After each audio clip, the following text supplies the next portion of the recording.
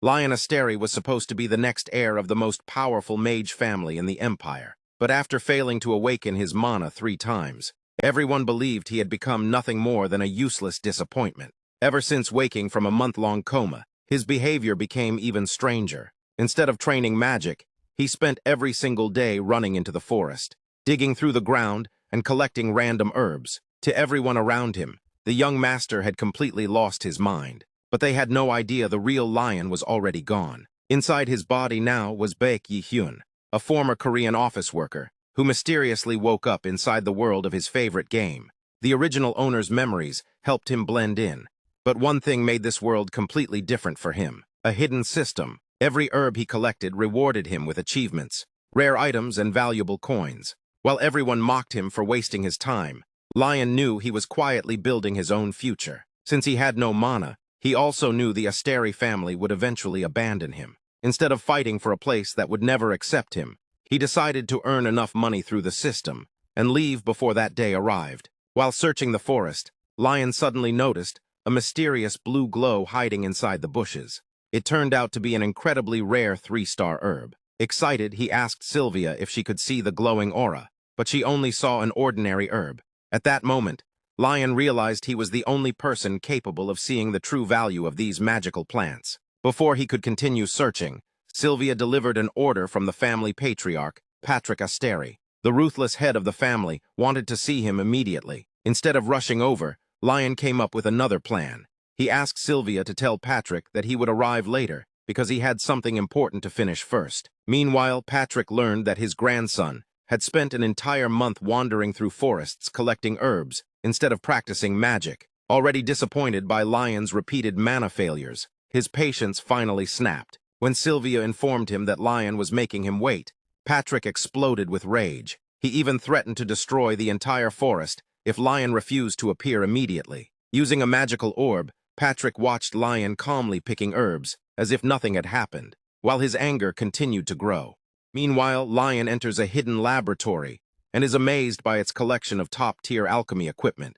Realizing how valuable everything is, he decides to test whether the game's skill system works the same in this world. After reviewing his alchemy skills, he concludes that mastery increases through constant practice, so he sets a goal of crafting and drinking 100 basic healing potions. Using the lab's equipment, Lion successfully brews his first potion with extraction magic. After drinking it, his health recovers, an alchemy achievement begins progressing, and his theory is confirmed. Determined to level up, he spends hours creating and consuming potion after potion. Although exhaustion and a full stomach make the task unbearable, he forces himself to finish the final vial. His effort pays off as he unlocks a new achievement and reaches Apprentice Alchemist Level 4. With new recipes available, Lion begins brewing a stronger potion. While gathering herbs earlier, he had already decided that the perfect gift for his grandfather would not be a healing potion, since powerful mages can recover physically with mana. Instead, he creates a rare potion that relieves mental fatigue, knowing the overworked patriarch suffers from constant stress. As the refreshing brew is completed, Lion recalls that this potion was considered worthless in the original game, but in reality, it has immense value. After bottling it, the system reveals it is a high-grade 2-star potion that restores the drinker's happiest memories. Even its fragrance clears his mind before he tastes it, making it the perfect gift. The system then announces that creating such a potion should have been impossible at his current level. As a reward, Lion unlocks the ability to form a magic circle, along with a special talent that grants extraordinary control over mana. Magical energy surges through his body, finally awakening his long-awaited mana. Overjoyed, he bursts into uncontrollable laughter. Outside the laboratory, his brother overhears the laughter, assumes Lion has truly lost his mind, and quietly leaves, pleased that his plan is finally coming together and believing his future escape will now be easier. Lion relaxes until he suddenly remembers that he has kept his feared grandfather, the Astery patriarch, waiting for their meeting. Meanwhile, Patrick waits impatiently as Lion continues to keep him waiting. Gazing out the window, the old patriarch recalls his days as a legendary warrior and hero whose power and influence could have built an entire nation. Though he hides it, his frustration comes from concern. After Lion survived 3 devastating mana shocks, Patrick has accepted that his grandson may never awaken magic and only wishes for him to live the rest of his life peacefully. Sylvia notices his concern and reveals that Lion seemed genuinely happy while working in the laboratory. Lion finally arrives, apologizing for being late. He explains that the recent incident forced him to accept his lack of magical talent and realize he could no longer cling to false hopes. Instead, he devoted himself to alchemy so he could still honor the Astery name. As proof, he presents Patrick with a special potion, made to relieve the mental fatigue caused by endless responsibilities. Patrick is initially suspicious, but as he realizes his grandson spent all that time creating the gift solely for him, his heart softens. Though embarrassed by the sincere gesture, he dismisses Lion with his usual stern attitude. After Lion leaves, Sylvia teases Patrick before leaving him alone with the potion. Ignoring Sylvia's suggestion to analyze it first, Patrick chooses to accept the gift as it is. Impressed by the potion's exceptional craftsmanship, he drinks it despite believing it will have little effect on someone of his level. The potion works immediately. A calming magical breeze surrounds him as waves of peace wash away his mental exhaustion. Warm memories of his past return, and he falls into the deepest, most comforting sleep he has experienced in years. When he awakens, his long-standing headache has completely disappeared, and he feels refreshed and lighter than ever. Smiling to himself, Patrick decides he can no longer give up on Lion and vows to find a way to cure his grandson's mana shocks. Elsewhere in the mansion, servants spread rumors that Lion's gift was actually a farewell present because he is supposedly close to death. One servant even mocks him for digging his own grave in the garden. Before the gossip can continue, Sylvia suddenly appears, terrifying everyone. As the servants scramble to flee, another maid complains that workers have begun resigning because of the rumors. Sylvia calmly demands to hear the entire story, leaving everyone frozen in fear. Luxurious carriage arrives at the Astery estate, as Patrick asks Sylvia whether anything unusual happened during her absence. She hides the truth, claiming it was only a personal matter, while the servants responsible for spreading rumors are quietly expelled from the mansion. Still thinking about Lion's gift, Patrick asks Sylvia to examine the empty vial using her witch's eye ability. The analysis shocks her. The potion is far too sophisticated for someone like Lion to have created, leading her to wonder if it resembles the legendary hero's potion. She recalls the ancient hero who defeated the demon race and possessed unmatched power before mysteriously disappearing decades ago. Patrick dismisses the theory, believing the true hero's potion would be far more powerful, and refusing to believe his frail grandson could possibly be connected to such a legend. Instead, he decides to ask Lion for another, stronger potion, in hopes of helping his sister, who has remained in a magical sleep for centuries. Sylvia smiles at Patrick's growing faith in Lion before reminding him not to worry so much, especially considering her own immense power and long lifespan. Later, Lion returns to the library and notices Patrick seems troubled. After jokingly guessing several possible reasons, he finally realizes the concern is the potion itself. Patrick asks whether Lion can create an even stronger version. Although Lion knows a 3-star potion is beyond his current ability because he lacks rare herbs and succeeded before through luck and excellent equipment, he confidently says it will be possible with enough time. When Lion asks who the potion is for, Patrick reveals it is intended as a gift for Sylvia. Misunderstanding the situation, Lion hilariously imagines a romance between the two elders and promises to brew the perfect potion. Patrick is outraged when Lion requests 2 weeks, so Lion quickly shortens the deadline to 1 week before escaping the room, pleased that he has earned the trust of the family's richest member. As Lion walks through the forest, he worries about producing a stronger potion. Buying expensive herbs or ready-made potions is impossible, so he checks the system's coin shop. The catalog is filled with outrageously expensive items, leaving him unable to afford anything. Realizing he must rely on hard work instead, he concludes that better harvesting tools are his next priority. His search leads him to a busy blacksmith's workshop. After hearing that a wealthy noble customer has arrived, the master blacksmith comes out to meet Lion. To the giant's surprise, Lion politely asks to become his apprentice and offers a generous bag of gold in exchange for forging lessons. Lion paused in front of a blacksmith's shop, carefully studying the tools displayed in the showcase. As he inspected them, he quickly realized that the hoes were poorly made. It became clear to him that the finest craftsmen devoted their talents only to creating valuable weapons, rather than ordinary farming equipment. Even as the eldest son of the respected Astery family, He knew obtaining a truly exceptional tool would not be easy. Determined to try another approach, Lion walked into the workshop and politely requested permission to use one of the forges. Hoping to persuade the craftsman, he offered an extremely generous payment and revealed a heavy pouch overflowing with shining gold coins. The amount was so extravagant that everyone present was stunned. The master blacksmith, a gruff dwarf, showed immediate irritation, believing another noble had come to play pointless games. Meanwhile, his younger assistant attempted to ease the tension and even tried returning the money, explaining that such a fortune was far too much for a simple hoe. Lion accepted the comment with an embarrassed smile, while the assistant kindly warned him to be careful of dishonest merchants who might exploit such generosity. With the misunderstanding settled, the assistant welcomed Lion into the workshop and prepared a place for him to work. The dwarf, however, looked at the young noble with obvious doubt, questioning whether someone with such a refined appearance could handle the demanding labor of a forge. As Lion observed the dwarf more closely, he recognized him as a member of the legendary dwarf race. Their people were renowned for their incredible endurance, immense physical strength, resistance to extreme heat, and unmatched craftsmanship. Surprised to encounter such a pure-blooded dwarf, Lion introduced himself respectfully. After the blacksmith demanded his name, the dwarf immediately recognized him as the unusual heir of the prestigious Astery family and ordered his assistant to prepare a workstation. The assistant looked embarrassed by his master's rough manners, while quickly obeying the command. Before Lion could learn the dwarf's name, the blacksmith had already walked away. The assistant introduced himself as John and explained that the master was called Mudu. He then guided Lion through the workshop, showing every forge, tool, and piece of equipment, while encouraging him to feel at home. As they walked, John explained that everything crafted inside eventually became the items displayed in the storefront.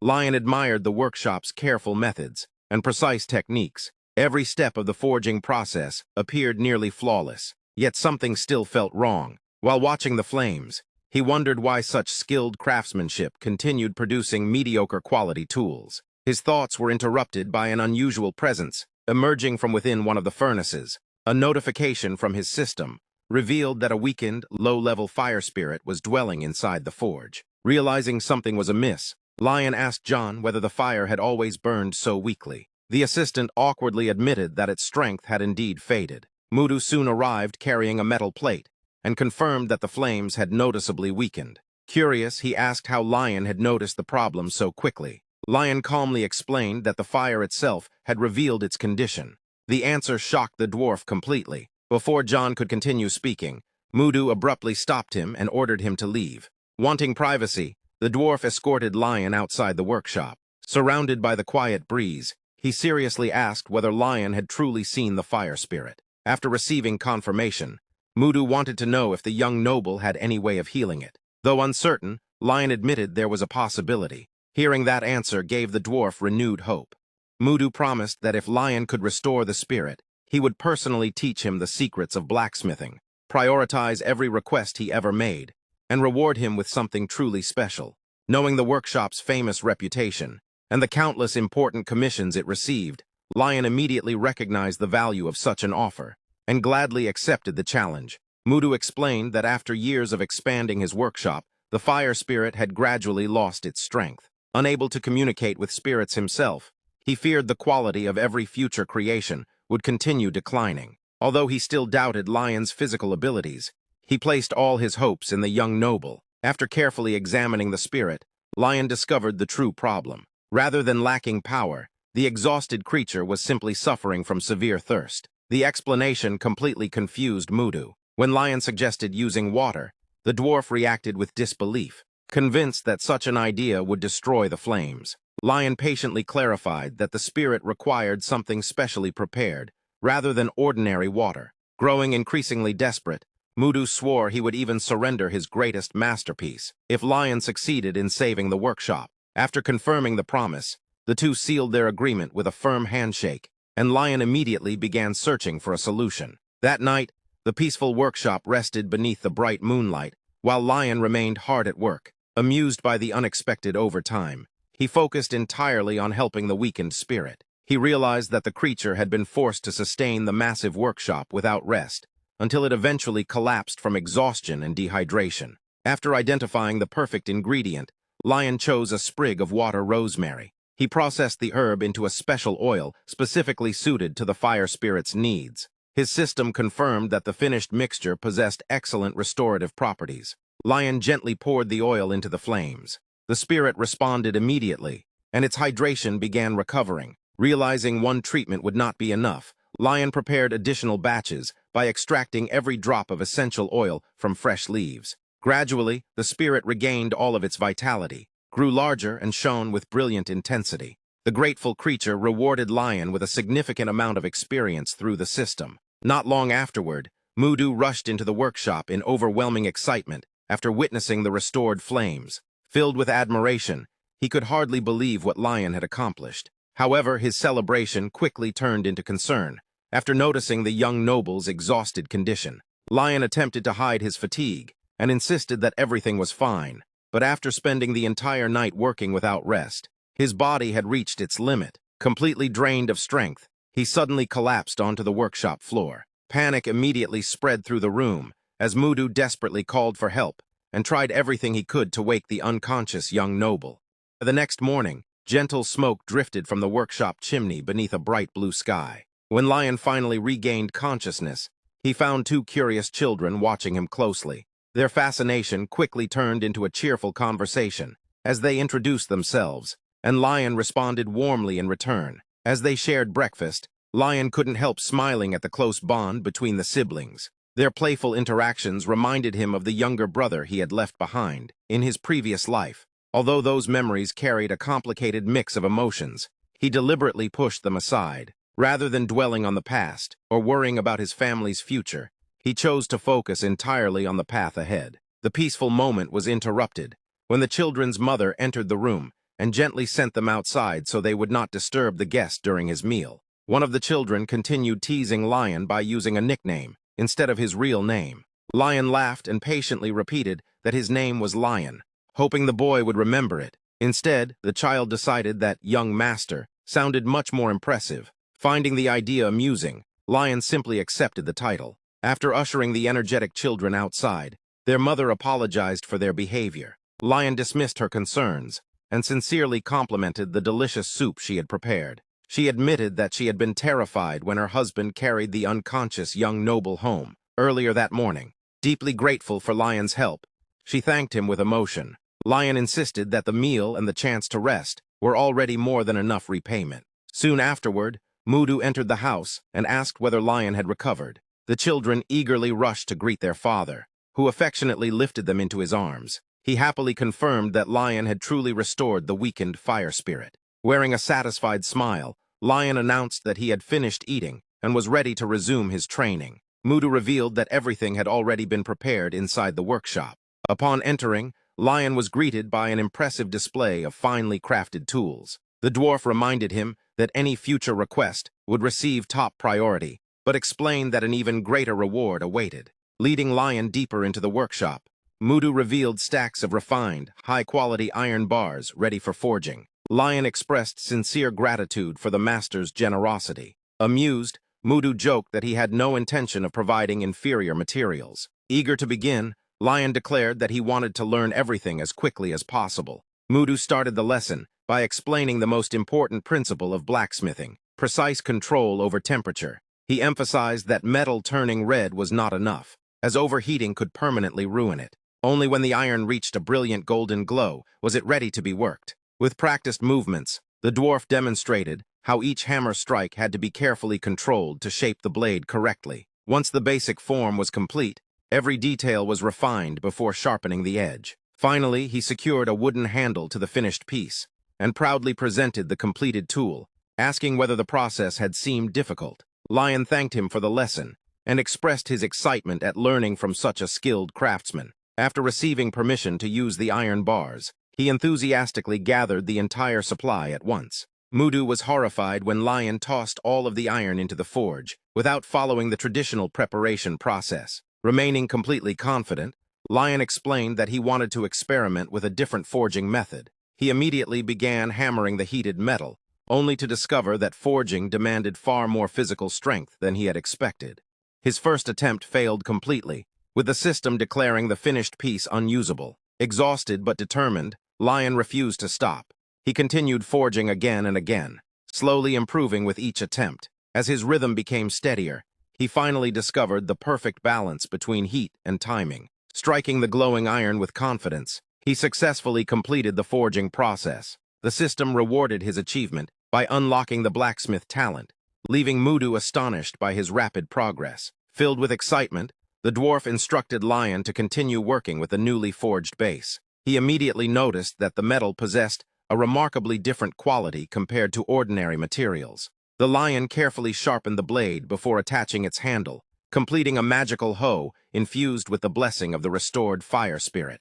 Mudu could hardly contain his admiration. He declared that Lion possessed extraordinary talent, and insisted that the finished hoe surpassed even those crafted by the royal blacksmiths. While the dwarf wanted to celebrate the accomplishment, Lion preferred only a brief rest before eagerly asking to learn how to forge a magical scythe next. For a moment, Mudu stood frozen, unable to believe the young noble's endless enthusiasm. Then he burst into laughter, calling Lion's determination almost unbelievable. Accepting the challenge, the master promised to teach him everything he knew. Lion quietly celebrated to himself, knowing his plan was unfolding exactly as intended. Later that night, beneath the gentle glow of the full moon, Lion silently renewed his determination to fulfill his grandfather's cherished wish. Deep within the forest, the rhythmic sound of digging echoed through the darkness as he tested his newly crafted magical hoe. Using the tool with remarkable precision, Lion searched the ground for rare materials. The system soon announced that he had successfully harvested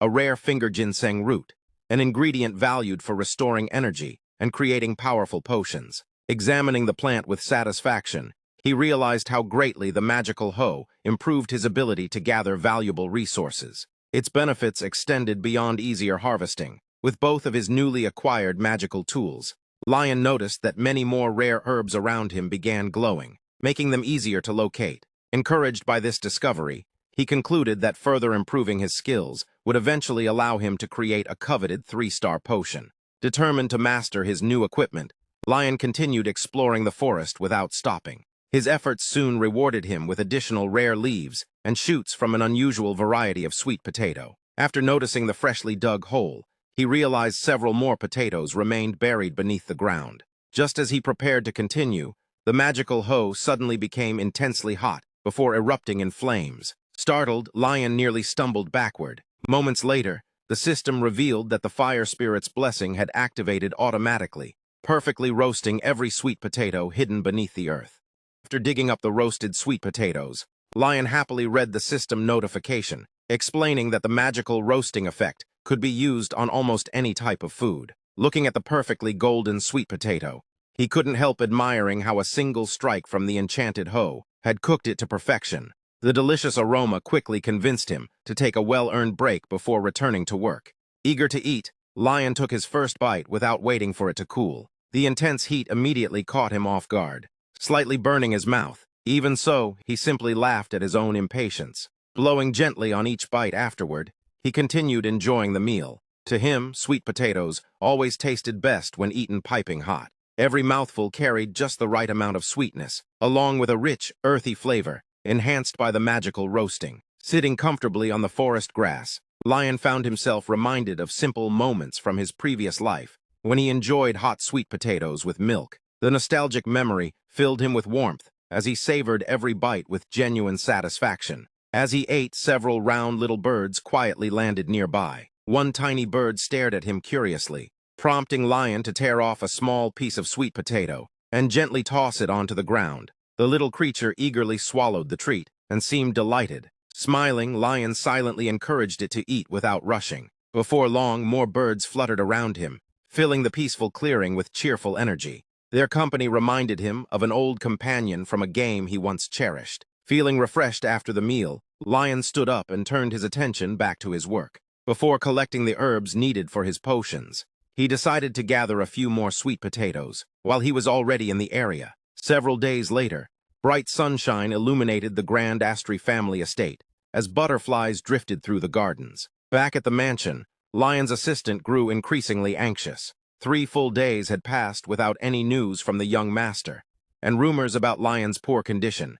and possible expulsion from the family had begun spreading throughout the estate. While worrying over the situation, the assistant was suddenly startled by a familiar voice. Turning around, he found Sylvia, the mansion's imposing headmaid, standing behind him with her usual calm yet intimidating presence. He shared the unsettling rumors with her, expressing concern over Lion's disappearance. Just then, Lion emerged from the trees covered in dirt, waving cheerfully, with a plump little bird perched comfortably on his shoulder. Both the assistant and Sylvia stared in complete surprise before hurrying toward him. Concerned by his filthy appearance, they questioned what had happened. Lion simply smiled, scratched the back of his neck, and assured them that nothing serious had occurred during his absence. The assistant soon noticed the bird resting on Lion's shoulder and asked about it with curiosity. Lion looked equally surprised, apparently unaware that the little creature had followed him all the way back to the mansion. Maintaining her composed expression, Sylvia stepped forward and politely attempted to redirect his attention. Instead, Lion immediately asked whether his grandfather had sent any message regarding him. Pretending to be disappointed, he jokingly remarked that the old man was terrible at keeping secrets. Sylvia looked puzzled, but Lion calmly explained that gathering the necessary ingredients had simply taken longer than expected. Hearing that he had successfully collected every rare ingredient left her completely stunned. Without wasting another moment, Lion hurried toward the mansion, eager to begin brewing the magical potion. As he disappeared into the building, he called back for his assistant not to worry, and to get some rest instead. The assistant chased after him, desperately insisting that he at least treat the scratches covering his body. But Lion never slowed down. Sylvia remained standing quietly, watching him disappear from view. Deep in thought, she reflected on everything she had witnessed. Because she was a witch, ordinary potions had never affected her. Even so, she had always felt a quiet fondness for Lion, remembering the frail, constantly ill child he used to be. She found herself deeply moved by the determination he now displayed, willingly pushing himself through sleepless nights to accomplish his goals. A quiet sense of hope slowly grew within her. For the first time in many years, she smiled gently, realizing that Lion's actions had touched her far more deeply than she expected. At the same time, she questioned whether someone once considered so weak could truly create a magical potion of such legendary quality. A few peaceful days passed before Sylvia finally entered the Patriarch's library. Patrick immediately noticed her unusual expression and asked whether Lion's mysterious potion had produced any results. With faintly flushed cheeks, Sylvia admitted that after drinking the potion, her thoughts had become remarkably clear, and her emotions felt calmer than ever before. She initially assumed Patrick had secretly assisted in creating it, but the old patriarch firmly denied having any involvement. His attention, he explained, had been focused entirely on preparing for his beloved grandson's upcoming coming-of-age ceremony. Sylvia's expression quickly grew serious. If Lion had truly created the potion without assistance, the consequences could become politically dangerous. Looking at the small vial resting on the table, she concluded that the formula closely resembled the legendary hero's potion. She went on to explain the ancient legends surrounding the world's true hero, a chosen figure destined to stand against overwhelming monsters and protect humanity. Yet those same legends described a tragic fate. Heroes endured endless suffering, unbearable sacrifices, and profound loneliness. Once peace finally returned, they vanished without recognition, treated as though destiny itself had discarded them. Patrick sadly agreed. Every legendary hero throughout history had disappeared without leaving behind a single trace. Even those who had once fought beside them spent years searching, yet none ever discovered what became of them. The old patriarch then asked the question, weighing heavily on his heart. If Lion truly was the reborn savior described in those legends, what should they do? With visible pain, Patrick admitted that he had already lost countless comrades during the war. He refused to watch his own grandson suffer the same fate. Sylvia answered with quiet confidence. If Lion truly carried such a destiny, then protecting his identity would become their highest priority. Moments later, she stunned Patrick by calmly announcing her decision to retire from her position. The patriarch slammed his hand against the table in disbelief, arguing that abandoning everything for Lion was pure madness. He reminded her that his greatest wish had always been to free her from the ancient contract that bound her to the mansion. Before he could continue, Sylvia firmly interrupted him. She insisted that worrying about her own fate as a witch no longer mattered. Every word of the ancient contract was permanently etched into her memory. Although its magic prevented her from leaving the estate, it still allowed her to live freely within its walls. Thanks to the potion Lion had created, She finally felt truly human again after countless years. At that moment, she revealed her astonishing youthful appearance and silently vowed to use her immense magical power to protect him from whatever dangers lay ahead. Elsewhere within the Astery estate, another surprising announcement spread through the household. A new head maid had been appointed unexpectedly. Upon hearing the news, the family's second son, Lion Astery, reacted with clear irritation, questioning whether the new head maid had truly been assigned to serve Lion exclusively. Lion is known as an unmatched genius and the youngest fourth circle mage in the dynasty's history. Resembling his grandfather Patrick, he is admired as a powerful prodigy with remarkable intelligence and discipline. When a new servant unexpectedly arrives, Lion grows suspicious. After examining the records, he finds no logical reason for Sylvia's sudden retirement. The night before, he had asked her if she truly intended to leave the Grand Castle. She confirmed it, explaining that Lion's potion had miraculously restored her health. Unable to understand how such a thing was possible, Lion listened as Sylvia suggested he spend a day observing his older brother. She reminded him that he had once followed Lion everywhere as a child, and hinted that doing so again might reveal the truth behind Lion's sudden transformation. Though doubtful, Lion decides to investigate. He secretly follows Lion into the eerie forest of Mimir near the Astery borders. As he wanders through the silent woods without finding any trail, he questions why Lion personally gathers plants instead of sending someone else. A steady digging sound soon catches his attention. Quietly approaching a clearing, he discovers Lion holding a glowing sweet potato. Just as Lion is about to eat it, Lion panics, believing something dangerous is happening. He instantly casts wind magic, knocking the potato far away. The unexpected attack leaves Lion startled, while the roasted potato lands in the damp grass. Realizing his meal is ruined, Lion collapses in despair. Lion's attempt at spying is exposed, leaving him deeply embarrassed. Lion briefly imagines his younger brother had come all that way simply to check on him. Lion apologizes, explaining he only wanted to stop him from eating food that had fallen onto the ground.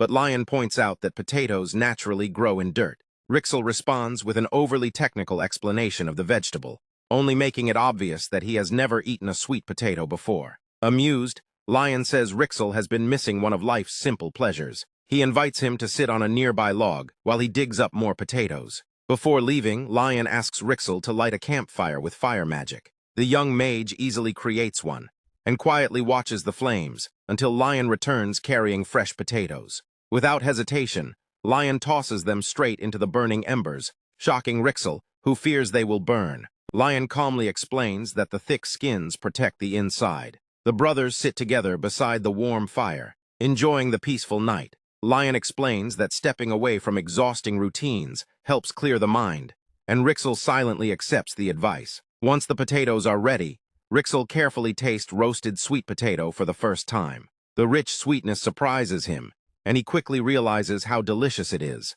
Lion explains that they are rare banana potatoes, perfect for staying warm during freezing forest days. Lion eats far more enthusiastically than expected. Lion laughs, remembering how boys his age always seem endlessly hungry. Only after noticing the pile of potato skins does Lion realize how much he has eaten. Embarrassed, he tries to justify himself, but Lion simply encourages him to eat as much as he wants. The conversation becomes more personal. Lion thanks Lion for everything he has done, while carrying the family's burden despite years of illness. He admits he never blamed Lion for his weakness. Instead, the only emotion he secretly carried was envy, because Lion possessed something he himself lacked. Ashamed, he struggles to explain, but Lion understands. Seeing past Lion's brilliance, he recognizes that his younger brother is still just a child. He reassures him that occasional selfish feelings are normal, encourages him to enjoy life instead of studying endlessly, and praises all the effort he has made for the family. Remembering Sylvia's advice, Lion realizes the visit was worthwhile and leaves feeling happier than ever. Back in his room, Lion checks his virtual menu and is pleased to see he has earned thousands of silver coins. He plans to unlock the coin shop soon and notices how much his level has increased after brewing potions for Sylvia. He jokingly teases his grandfather about being rejected by Sylvia, amusing himself while the old man becomes visibly annoyed. Feeling relieved that he is no longer at risk of being thrown out of the family, Lion relaxes and enjoys the fact that he has finally grown closer to Lion. Later, Lion walks through the castle and visits the room of the family's new maid. The elegant young woman with dark hair introduces herself as Elia. Although Lion senses something unusual, he quickly realizes why his grandfather had been acting strangely before. He warmly welcomes Elia and thanks her for joining the Astery household, mentioning that her arrival unexpectedly helped him and Rixel become closer. Elia pretends not to understand the remark, so Lion casually changes the subject, saying they can continue the conversation another time, because he has an important appointment with Rixel. The brothers soon head into the lively town. During the walk, Lion becomes concerned that his stamina remains unusually low, despite all the physical activity he has been doing. Suspecting lingering effects of mana shock, he decides he should eventually see a cleric. Watching Lion struggle to keep up, Rixel quietly worries about his health before the upcoming succession ceremony. He secretly comes up with a plan to lead Lion to a temple without making him suspicious by arranging volunteer work connected to the local clergy. When Lion asks about their destination, Rixel explains that they first need ordinary clothes to avoid attracting attention. Instead of a normal clothing store, however, he leads Lion to a famous magical item shop known only to influential people. Lion becomes curious after hearing that some of the merchandise may not be entirely legal. Browsing the shelves, he finds magical pens, enchanted earrings, and other unusual items that resemble children's toys. Rixel explains that despite their appearance, they are surprisingly effective. An energetic shopkeeper welcomes them and proudly claims the store has everything imaginable. After hearing they need disguises, he introduces a collection of magical accessories, from height-enhancing insoles to advanced artifacts that can even change hair color. The brothers purchase an item called Unrecognizable Child, which completely alters hair and eye color. As they leave, Lion discovers several complementary items inside the package. Opening them, he is amazed to find a craftsman's repair kit that seems even more valuable than their purchase. Since Rixel has no use for it, he happily gives all the gifts to Lion. The brothers enter a quiet alley and activate their disguises. Blue magical energy surrounds them, instantly changing their appearances. Satisfied with the flawless transformation, they continue through town until they arrive at a watermill. Confused, Lion wonders why they have come there. Rixel explains that the mill produces flour and fresh bread, which they plan to donate to a local orphanage. Secretly, however, he has another objective. The mill owner, Nicholas, warmly welcomes them. Rixel knows the generous merchant has close ties with the clergy, making him the perfect person to introduce Lion to the temple. Nicholas praises the outstanding quality of the wheat they purchased and asks why they need so much flour. Rixel explains that he wants to help hungry children in town. Impressed by the idea, Nicholas recommends donating everything to the temple-run orphanage. Internally, Rixel celebrates as his plan unfolds perfectly. When asked about the orphanage, Nicholas estimates that around 30 children live there. Although the facilities are decent, recent funding shortages have left them struggling because the region's noble mage families rarely support charities run by clerics. Hoping the brothers can improve the children's situation, Nicholas wishes them success. After hearing this, Lion points out that donating only flour would still leave the clerics with the long task of baking it. Inspired, he suggests preparing the bread themselves so the children can enjoy fresh food immediately. Nicholas realizes the kitchen may not have enough ingredients, but agrees that freshly baked bread would make the donation far more meaningful. Delighted by the idea, he offers the use of his famous bakery. Rixel quietly feels guilty for focusing only on Lion's health, while overlooking the hardships faced by the orphaned children. Watching Lion's warm smile, he becomes even more impressed by his brother's genuine kindness. Filled with enthusiasm, Lion agrees that baking the bread themselves is the best way to help. The three begin cooking in the sunlit mill using carefully selected ingredients. Lion examines the olive oil and notes that its quality will improve the bread's flavor. Nicholas guides them through a traditional whole wheat recipe, demonstrating each step, from mixing flour, milk, and yeast, to letting the dough rise, adding crushed sunflower seeds, and shaping it into smooth loaves. Rixel watches closely and concludes that baking is much easier than mastering magic. He quickly finishes his dough and turns to check on Lion, who struggles with the process. To give Lion more time, Nicholas bakes his own loaf and Rixel's first. When they come out of the oven, one loaf is completely burned. Nicholas reassures Rixel that it was a respectable first attempt despite the mistake. Soon Lion's bread is ready. As Nicholas removes it from the oven, a brilliant golden light fills the bakery. The system announces that Lion has created a perfect grade whole wheat bread, increasing his cooking mastery. Astonished, Nicholas cannot believe the flawless result and asks how Lion managed it. Lion modestly explains that he simply wanted to bake the best bread possible for the orphaned children, and even added decorative cuts to make the loaves more appealing. Deeply moved, Nicholas realizes he had misjudged the brothers, while Rixel sincerely praises Lion's remarkable cooking talent. Inspired, Nicholas suddenly rushes out of the mill, asking the brothers to continue baking while he is gone. Rixel worries they may have interrupted his work, but Lion reassures him, and the two turn the task into a friendly competition. Together, they bake dozens of loaves, cookies, and other treats as Lion's cooking mastery continues to rise. Not long afterward, Nicholas returns with an entire crowd of townspeople eager to help. A cheerful woman explains that Nicholas had shared the brothers' generosity, inspiring everyone to contribute. She mentions that her blacksmith husband was busy, so she came in his place, realizing she might reveal his disguised identity. Lion quickly signals for silence. The volunteers immediately organize supplies, bringing flour, milk, and other ingredients from their homes. One remarkably strong woman effortlessly carries enormous sacks of potatoes, explaining she once fought bears in her youth. Rixel is amazed by the townspeople's generosity and unity, ashamed that his original motive had been political.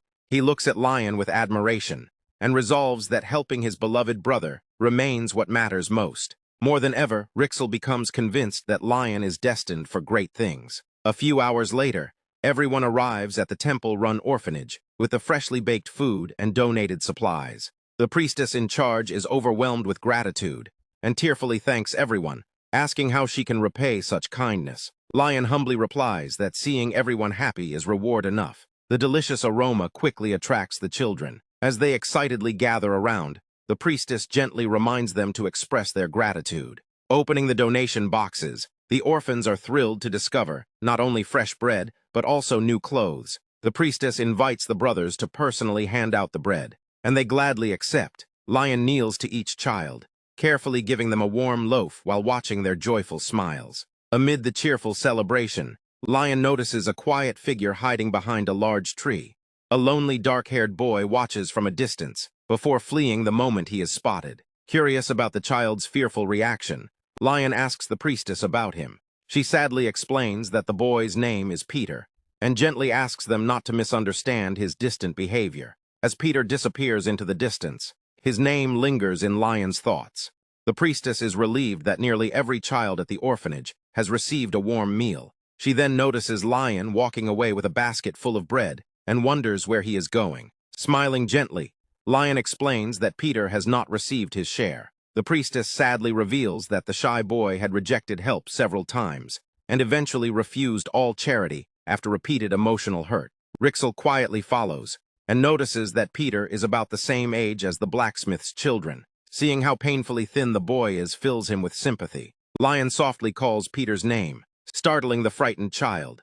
Approaching with patience, Lion offers him a freshly baked loaf, describing its warm aroma and soft texture. Peter's stomach growls loudly, exposing his hunger, but he stubbornly refuses the food. Realizing this is not simple stubbornness, but a lack of trust, Lion chooses not to pressure him and simply sits beside him in silence. As the other volunteers finish their work and leave, time passes until Peter accidentally falls asleep beneath the tree. When he wakes, he assumes everyone has gone, and bitterly convinces himself that people only perform charity for their own satisfaction. To his surprise, Lion is still there, calmly waiting without disturbing his rest. Lion casually offers the bread once more, but Peter refuses again. Accepting the answer without complaint, Lion tears the loaf in half and begins eating it himself. Watching his bread disappear, Peter quickly panics and grabs the remaining half before it is gone. One bite is enough to leave him amazed by its warmth and delicious flavor, and he eagerly finishes every bite while Lion quietly watches with a gentle smile.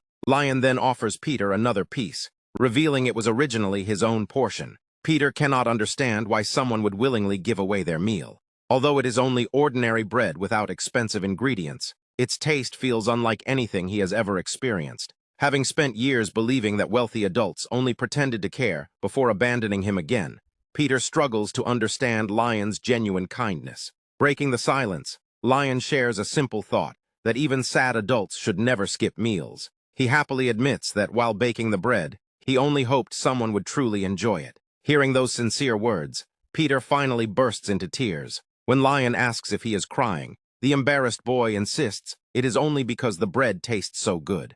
Shyly, Peter thanks him, filling Lion with quiet happiness. Lion then extends his little finger and promises to bring Peter more delicious bread another day, confidently stating that he has never broken a promise. Peter eagerly accepts, and the two seal the promise with a pinky swear. Excited, Peter declares that next time he will eat 2 whole loaves, while Lion laughs and encourages him to eat 3 before gently patting his head. Watching from a distance, the priestess is deeply moved. It has been a long time since she had seen Peter smile so sincerely, and she quietly regrets how distant everyone had become from him.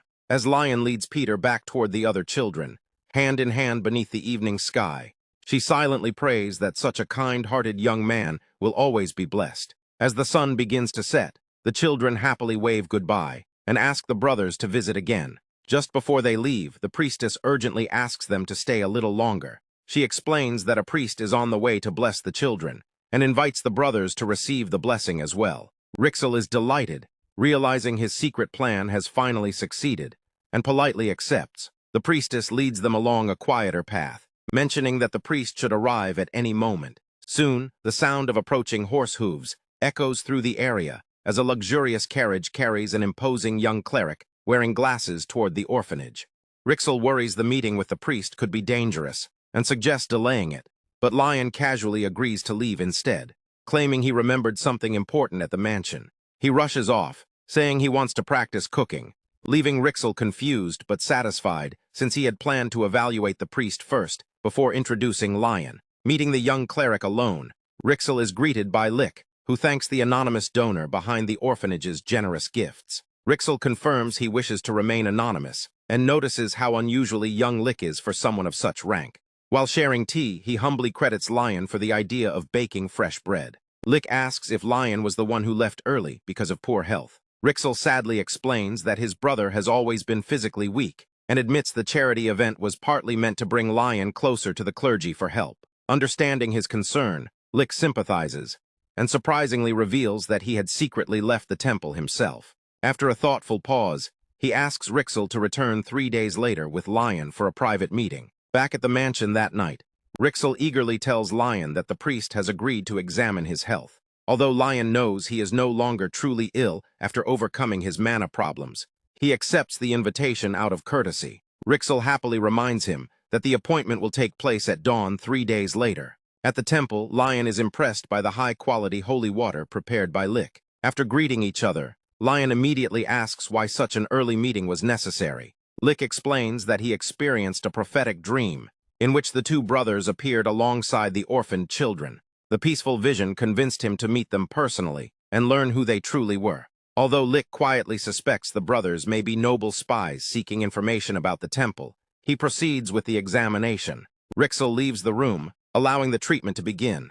Divine green energy surrounds Lion, but the blessing produces no visible effect. Confused, Lick attempts it again before realizing something extraordinary. There are only 3 possible explanations: powerful magic rejection, a body already in perfect health, or a person destined to have a tragically short life. Though unsettled by the mystery, Lick warmly assures Lion that the temple will always help him whenever he needs it. Holding Lion's hands firmly, he urges him to seek him out if unbearable pain ever keeps him awake at night. Slightly puzzled, Lion thanks the cleric before leaving. As Lion walks away, Lick watches him with growing concern. Despite the blessing healing the soreness from baking bread, Lion senses that something about the entire encounter feels strangely unsettling. On the ride back to the Grand Astery castle, Rixel celebrates what he believes is Lion's successful treatment. Lion, however, notices the dark circles under Rixel's eyes and asks if he is overworking himself. Rixel insists he is fine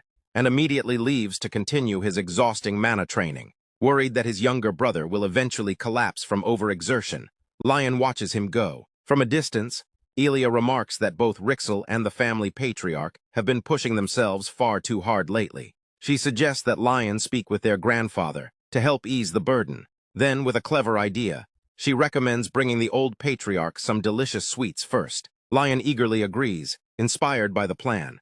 Lion and Elia head to the castle kitchen, where he puts on an apron and begins baking. While preparing the dough, he accidentally calls Elia Sylvia. She gently corrects him and assures him that Patrick will gladly eat anything made with care by his grandson. Embarrassed, Lion continues, until he suddenly remembers a special ingredient. To Elia's surprise, he adds roasted sweet potatoes to the cookie dough, explaining that their natural sweetness will create a lighter dessert. He shapes the cookies into stars and kittens before baking them. The system confirms the sweet potato cookie recipe is a success and even grants it a fatigue-reducing effect. Both Lion and Elia are impressed by the result, and after tasting one, Lion decides it is even better than the sweets he remembered from his previous life. Elia suggests packaging the cookies, but Lion tells her to rest while he finishes the remaining work. Once alone, Lion opens his hidden inventory and uses his newly unlocked recipes to prepare a special crimson support drink. Using fresh lemons, oranges, cinnamon, and rosemary oil, he brews a fragrant beverage that resembles mulled wine from his previous world. After tasting it, he arranges the drink beside the cookies.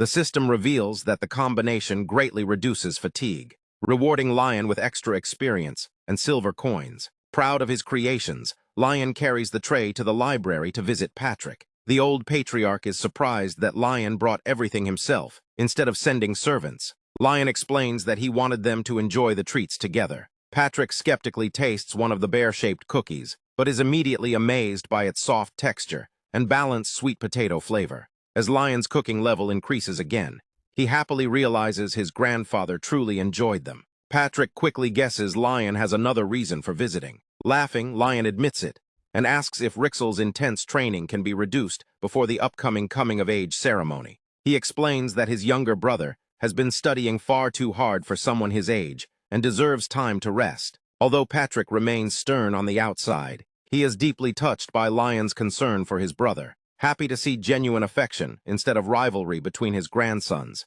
he agrees to ease Rixel's training schedule. Patrick then asks if Lion wants anything else for his coming-of-age celebration, reminding him that nobles traditionally request valuable gifts for the occasion. To his surprise, Lion asks for nothing. Left speechless, Patrick concludes that his grandson must be expecting him to choose an extraordinary gift on his own. Sensing the increasingly intense atmosphere, Lion quickly excuses himself and leaves the library. After Lion departs, Patrick quietly begins planning the perfect surprise for his grandson, while Lion walks away through the castle halls, completely puzzled by his grandfather's unusual reaction.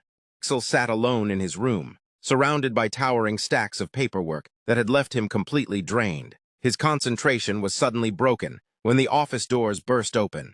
Lion entered with enough force to send loose sheets fluttering across the room, startling Rixel and creating even more chaos. The sight amused Lion, who found the clutter entertaining, and teased his younger brother's untidy workspace. Embarrassed, Rixel lowered his head, wishing Lion had never seen him in such a miserable state. Curious about the unexpected visit, he asked why Lion had come. In response, Lion proudly presented a tray of snacks he had personally prepared. The brothers settled onto a sofa together, and Rixel reached for a bunny-shaped cookie first. After taking a bite, he was amazed by its incredible flavor. He enthusiastically praised Lion's cooking, while Lion humbly explained that preparing delicious food was simply one of his hobbies. Lion then shared some reassuring news. After speaking with their grandfather, he had secured permission for Rixel to take a proper break until the day of the grand ceremony. Having noticed how exhausted his younger brother had become through endless training, Lion wanted him to have time to recover. Deeply touched by such thoughtfulness,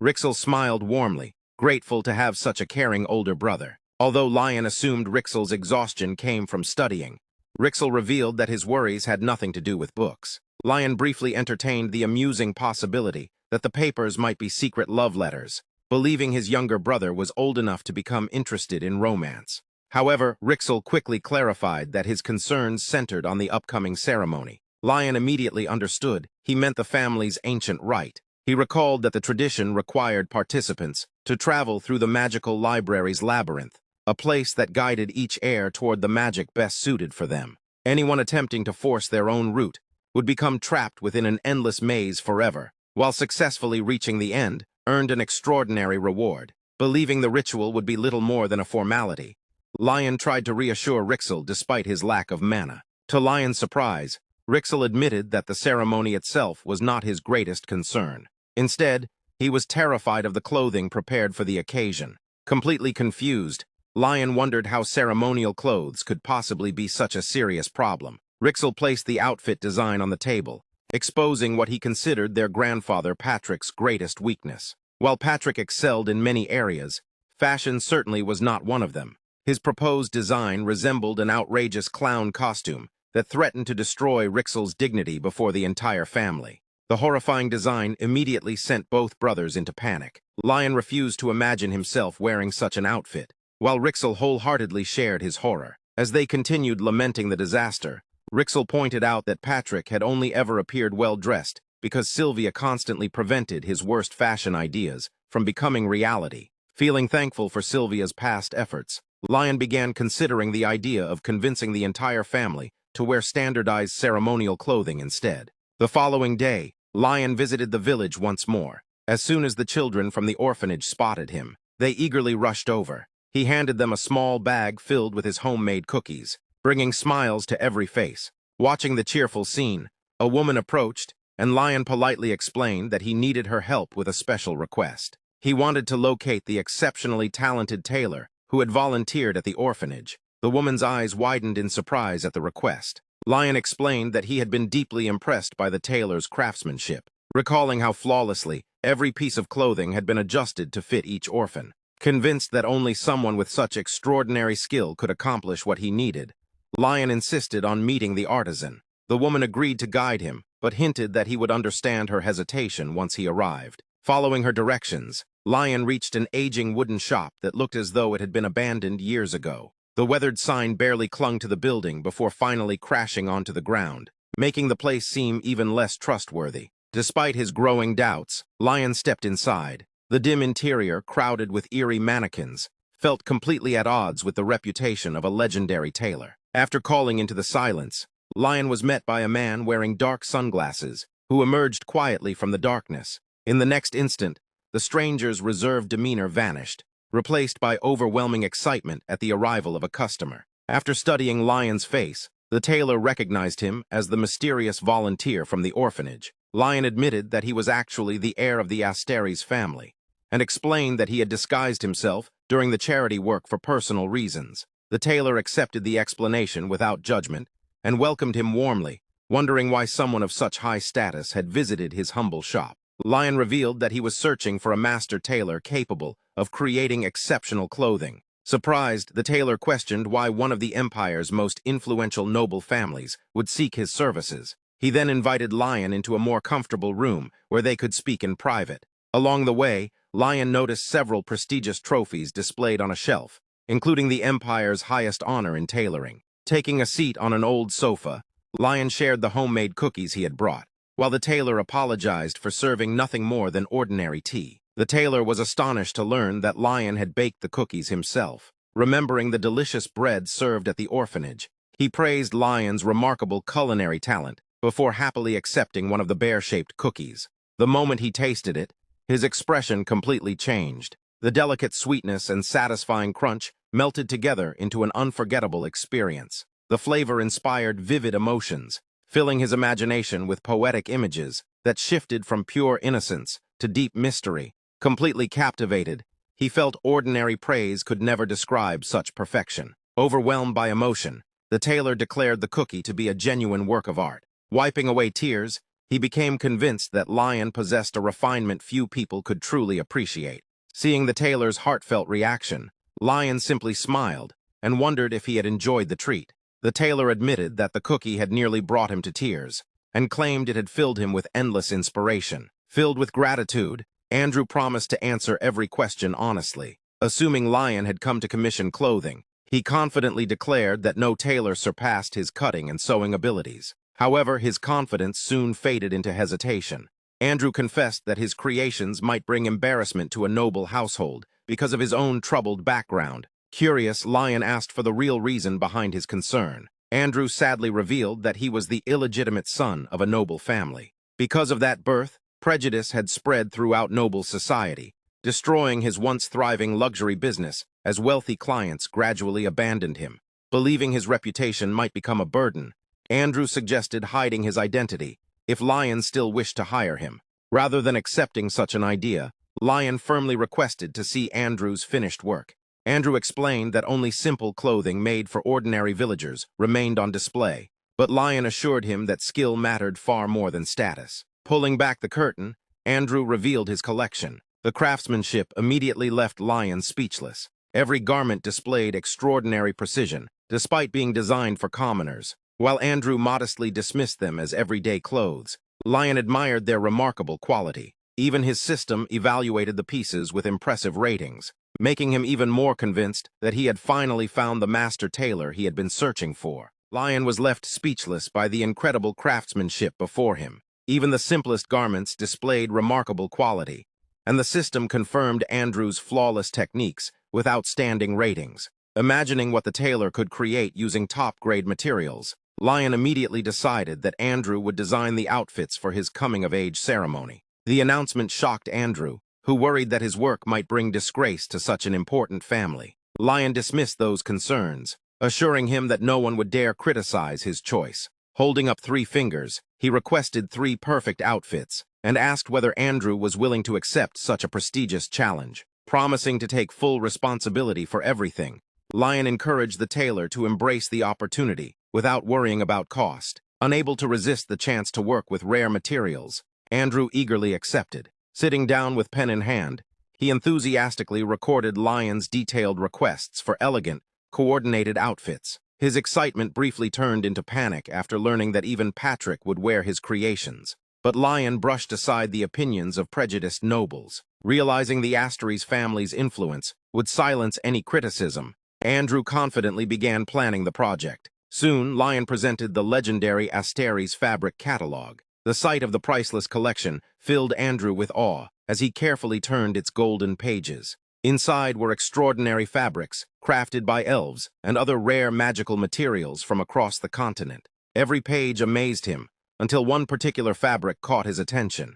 He fondly remembered that a noble lady had once treasured it, though it had long disappeared from the market. Reading its description through his system, Lion discovered that the enchanted fabric had been created by his grandfather, especially for his mother. Recognizing its sentimental value, he decided to include it in the family's ceremonial clothing, and Andrew confirmed it could be sewn. As Andrew prepared to take measurements, rhythmic knocks interrupted them.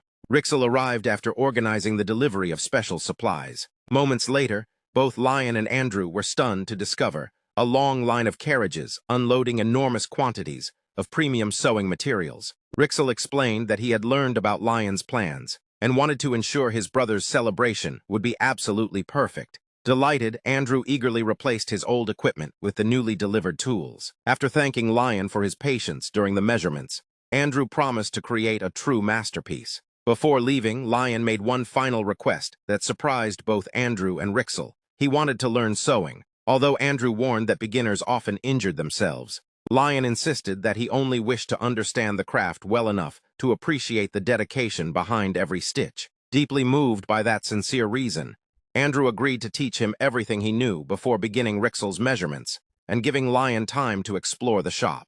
As evening approached, Lion wandered through the workshop, continuing to admire the tailor's remarkable craftsmanship.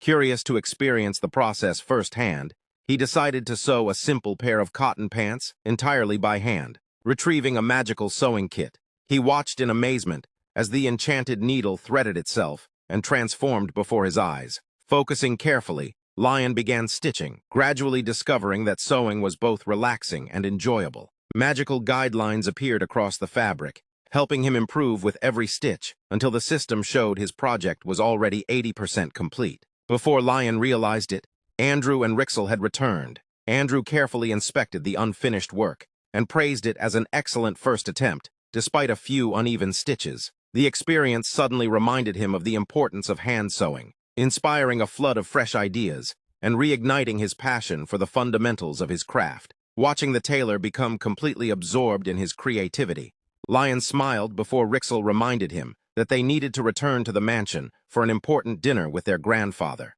At the castle, the butler informed Patrick that both of his grandsons had arrived and were waiting for dinner. After finishing important paperwork, Patrick headed toward the dining hall. Along the way, the butler remarked that it was unusual for the 3 of them to share a meal.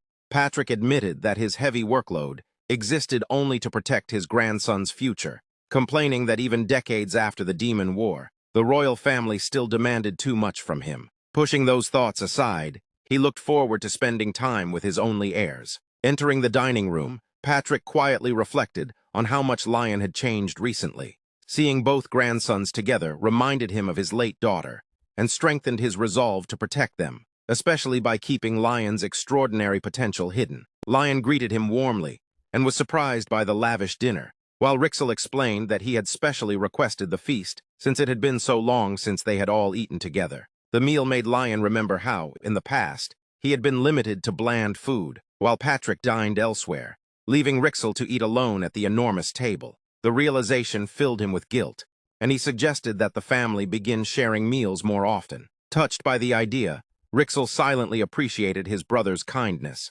while Lion promised himself that his younger brother would never have to experience such loneliness again. Once everyone began eating, the atmosphere quickly turned stiff and quiet. Patrick discussed work with Rixel, making the dinner feel more like a business meeting than a family gathering. Hoping to change the mood, Lion unexpectedly asked whether Patrick had once created a special fabric for his mother. The question visibly unsettled the elderly man. Lion explained that he had recently met a talented tailor who recognized a rare glowing fabric kept in the family's collection.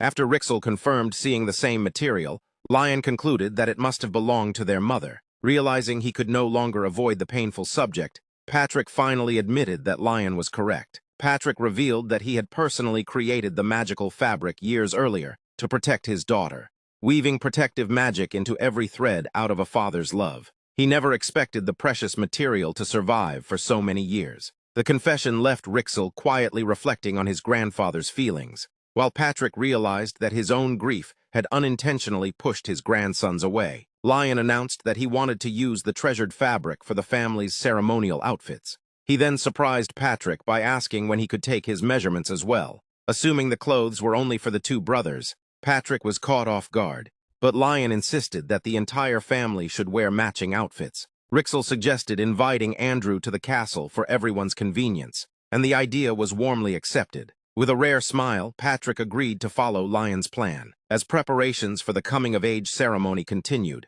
everything progressed smoothly. Andrew's frequent visits ensured the family's custom clothing was turning out perfectly, while the castle decorations were completed on schedule. With Patrick and Rixel handling most of the remaining work, Lion suddenly found himself with plenty of free time. Determined to improve his sewing, Lion spent hours practicing. Despite producing increasingly impressive work, the system never displayed a notification confirming that he had learned the sewing skill. After completing an excellent shirt without unlocking the ability, he began to wonder if he simply lacked talent. Trying to stay optimistic, he convinced himself he might only need more practice, but frustration continued to build as he failed to understand why sewing worked differently from cooking. Just as Lion reached his limit and vented his frustration, a maid arrived with unexpected news. Andrew had returned to the mansion with the finished clothes, but something about the tailor seemed unusually troubled. According to the maid, he carried the expression of someone who believed a serious mistake had occurred during the production. Lion hurried to the castle's reception room to find out what had troubled Andrew.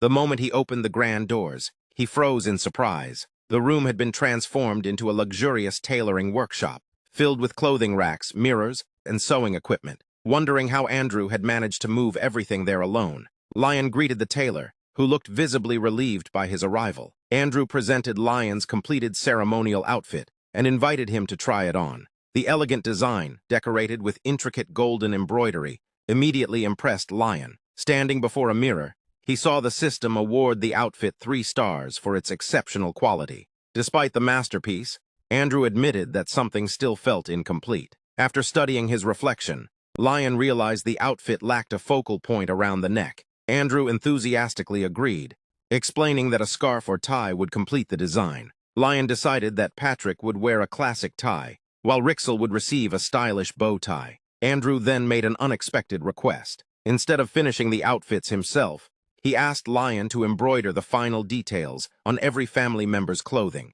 Shocked, Lion hesitated, believing it would be disrespectful to alter a master's work. Andrew explained that he had recently discovered the woman he had once sewn for was Lion's late mother. Remembering Patrick's gratitude and the love woven into the protective fabric, he realized that family clothing carried emotions beyond craftsmanship. Since Patrick had protected the fabric with magic, Andrew believed only Lion could complete the garments by adding his own heartfelt touch. Deeply moved, Lion accepted the challenge. The two sat together to plan the finishing details. Lion revealed sketches he had already prepared, explaining that he wanted Rixel's outfit to emphasize his role as the family's worthy successor. For his own design, however, Lion decided to wait until the others were complete. Andrew began teaching him the fundamentals of tie making, explaining every part of its construction and the techniques required to achieve an elegant finish. Lion quickly understood the terminology, surprising his teacher with how much he had already learned. As the first lesson began, the system immediately pointed out flaws in Lion's first attempt, reminding him that he still had much to improve. Moving on to embroidery, Lion chose to decorate the tie with the Astery's family crest, a pattern of connected leaves symbolizing the family's unbreakable bond. Andrew praised the meaningful design and taught him how proper texture brought embroidery to life. Realizing the task would require intense practice, Lion asked for 3 days to complete all the embroidery himself. Confident in his students' determination, Andrew gladly agreed. Lion spent countless hours practicing. Even after avoiding painful mistakes, like pricking his fingers, the system continued criticizing his plain embroidery. Refusing to rely on magical repair tools, he experimented with his own patterns, determined to improve naturally. The constant needlework left him exhausted, sore, and tempted to quit, but he refused to abandon the project. As Lion finally settled into a steady rhythm, a mysterious golden light spread across the fabric beneath his hands.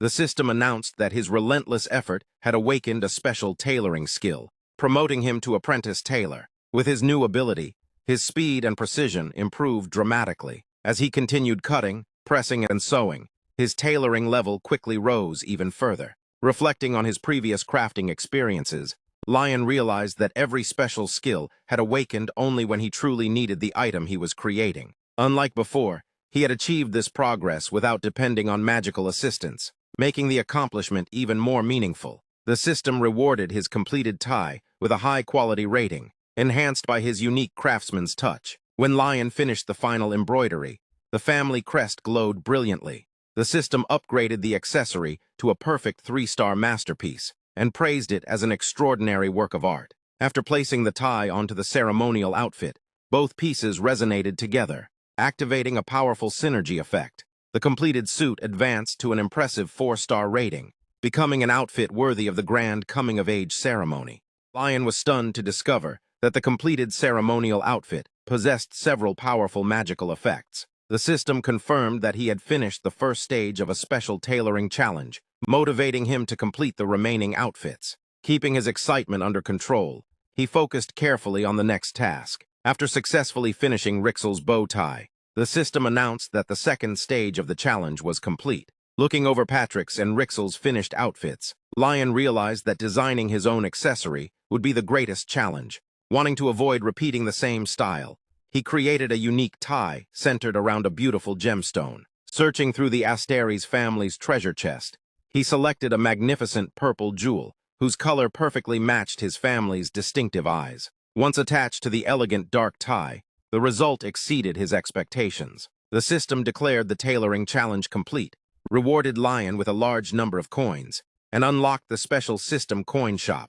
Just as he prepared to explore the new feature, the door burst open. Rixel entered with an intimidating expression, after discovering that Lion had been staying awake every night to sew. Ignoring Lion's excuses about deadlines, Rixel ordered him to get proper rest, while a maid promptly carried the exhausted Lion off to bed, despite his desperate wish to examine the newly unlocked shop. The long-awaited day of the coming-of-age ceremony finally arrived. Wearing his completed suit, Lion received praise from the maid, who admired his elegant appearance, and especially the beautifully crafted tie. Remembering how emotional Andrew had become after seeing the finished outfit, Lion felt relieved that all his hard work had paid off. The maid quietly reflected on how much Lion had grown since his fragile days in the past. Soon, Rixel appeared in his own ceremonial attire and offered to personally escort his older brother to the celebration. Together, they entered the grand hall, where magnificent decorations, glittering chandeliers, and a full orchestra created an atmosphere worthy of royalty. The gathered nobles admired the lavish event, with many commenting that the celebration surpassed even an imperial banquet.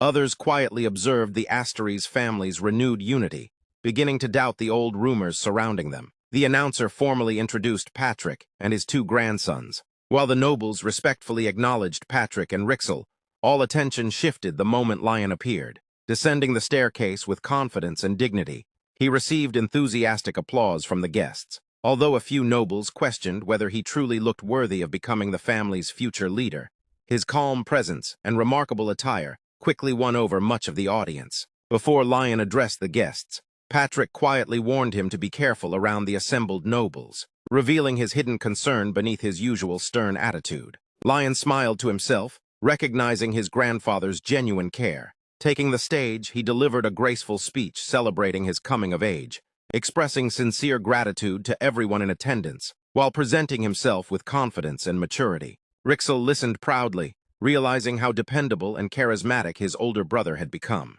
Throughout the hall, the nobles praised Lion's refined appearance, noting that although the outfit appeared simple at first glance, it possessed an elegance unlike anything they had seen before. Unable to identify its designer, many admired the craftsmanship, while Patrick quietly complimented Lion's excellent judgment, surprising Rixel with such open praise. After concluding his speech, Lion thanked everyone once more and invited them to enjoy the celebration. The hall erupted into applause as the banquet officially began.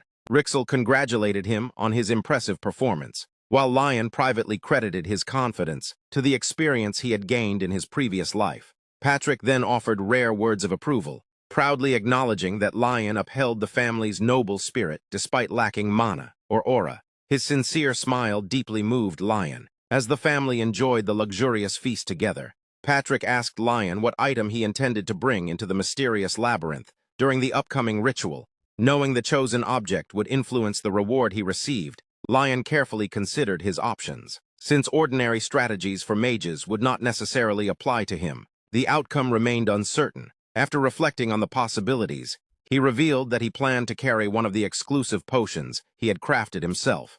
Lion's decision to bring one of his own potions into the labyrinth surprised both Patrick and Rixel. Patrick admitted it was a risky choice, but Lion explained that, without powerful magic of his own, his potions were his greatest strength. Since Andrew had crafted the family's finest clothing, Lion believed he should rely on the best item he had personally created. Patrick agreed, trusting that the labyrinth would guide him toward the knowledge he needed. Patrick then asked a serious question about Lion's future. He wanted to know whether Lion had any desire to become the official heir or involve himself in the family's politics. Without hesitation, Lion rejected the idea. He insisted that Rixel was far better suited to lead the Astery's family, deeply moving his younger brother. Satisfied by Lion's answer, Patrick turned to Rixel and asked if he would protect Lion with his life. Rixel solemnly swore to do so, and Patrick quietly accepted the oath, relieved that the family's succession had finally been settled. Although pleased, Patrick remained aware of the dangers surrounding the family. While the imperial family was distracted by its own internal struggles, he considered the greatest threat to be the ruthless House of Swordsmen, a powerful clan rebuilt through a brutal survival ritual. Determined to avoid unnecessary conflict with them, Patrick granted Lion the freedom to pursue his own path. With one strict condition, he was forbidden from recklessly putting himself in danger. Lion promised to stay safe, allowing the family to enjoy the rest of the banquet in peace. As the celebration continued, Lion watched Patrick and Rixel speak with the nobles, before remembering that he also had a goal to accomplish. Soon, a young noblewoman approached to ask who had created his elegant outfit. Delighted by the question, Lion realized he had found Andrew's first potential customer. More noblewomen quickly gathered, eager to learn the identity of the tailor responsible for such remarkable craftsmanship. Some guests mentioned rumors that the tailor had been shunned by the nobility because of political disputes. Realizing Andrew's reputation had suffered unfairly, Lion asked whether that would discourage them. The women laughed, explaining that quality mattered far more than gossip. Taking advantage of the opportunity, Lion proudly revealed Andrew's name and hinted that only a few appointment slots remained. The announcement immediately sparked competition among the interested nobles. The excitement was suddenly interrupted by the arrival of Clarentia, the feared leader of the House of Swordsmen. Her commanding presence silenced the crowd as she walked directly toward Lion. To everyone's surprise, she calmly requested durable training clothes, suitable for daily military life, explaining that her previous outfits had been destroyed. Her intimidating aura caused the surrounding nobles to scatter. leaving only her and Lion standing together. Ignoring her fearsome reputation, Lion treated her like any other customer, accepted the commission, and arranged to discuss payment after the ceremony. Pleased with the successful deal, he also announced that Andrew's order list was now officially open, securing even more future clients for the talented tailor. Before long, a servant announced that the labyrinth ritual was about to begin. Carrying his carefully prepared potion, Lion made his way to the enormous black gate leading to the ancient labyrinth. As he waited, the arrogant first prince, Terrace, attempted to provoke him by asking whether he was nervous about entering without magical talent. Lion calmly ignored the insult, while Rixel immediately stepped in to defend his older brother. Feeling the overwhelming magical pressure radiating from Rixel, the prince wisely backed away. Rixel then handed Lion the potion he had requested, and reminded him to stay safe. Tightening the strap of his bag, Lion fixed his eyes on the ancient gate.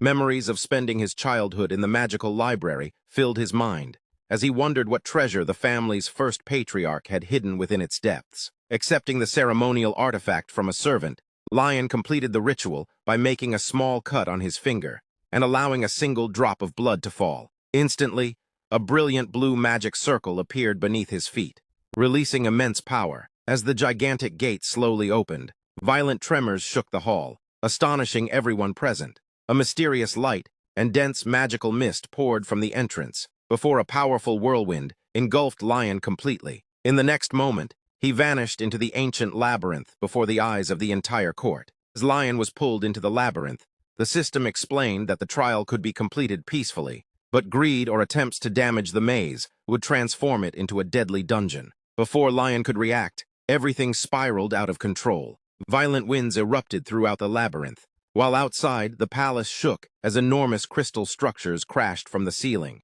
Panic spread among the guests as debris rained down across the grand hall. Inside the labyrinth, Lion struggled to remain steady against the raging storm, sensing that something had gone terribly wrong. Meanwhile, Patrick and Rixel rushed toward the portal, in fear for Lion's safety. At that moment, the system informed Lion that he had unlocked a special labyrinth achievement, granting him increased intelligence and forming an exceptionally pure mana circle within him. Back in the hall, the collapsing ceiling threatened countless lives.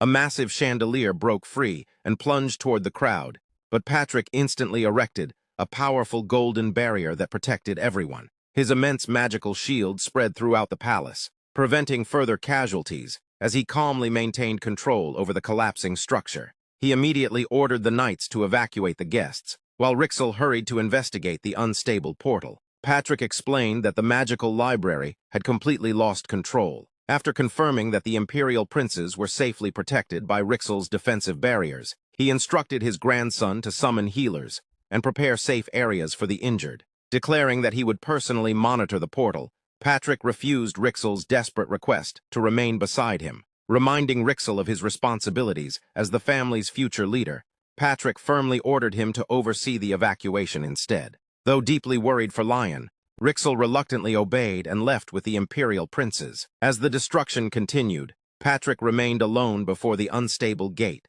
until Clarentia approached through the falling debris. She questioned why he had chosen to stay behind, and observed that he seemed completely convinced Lion was still alive.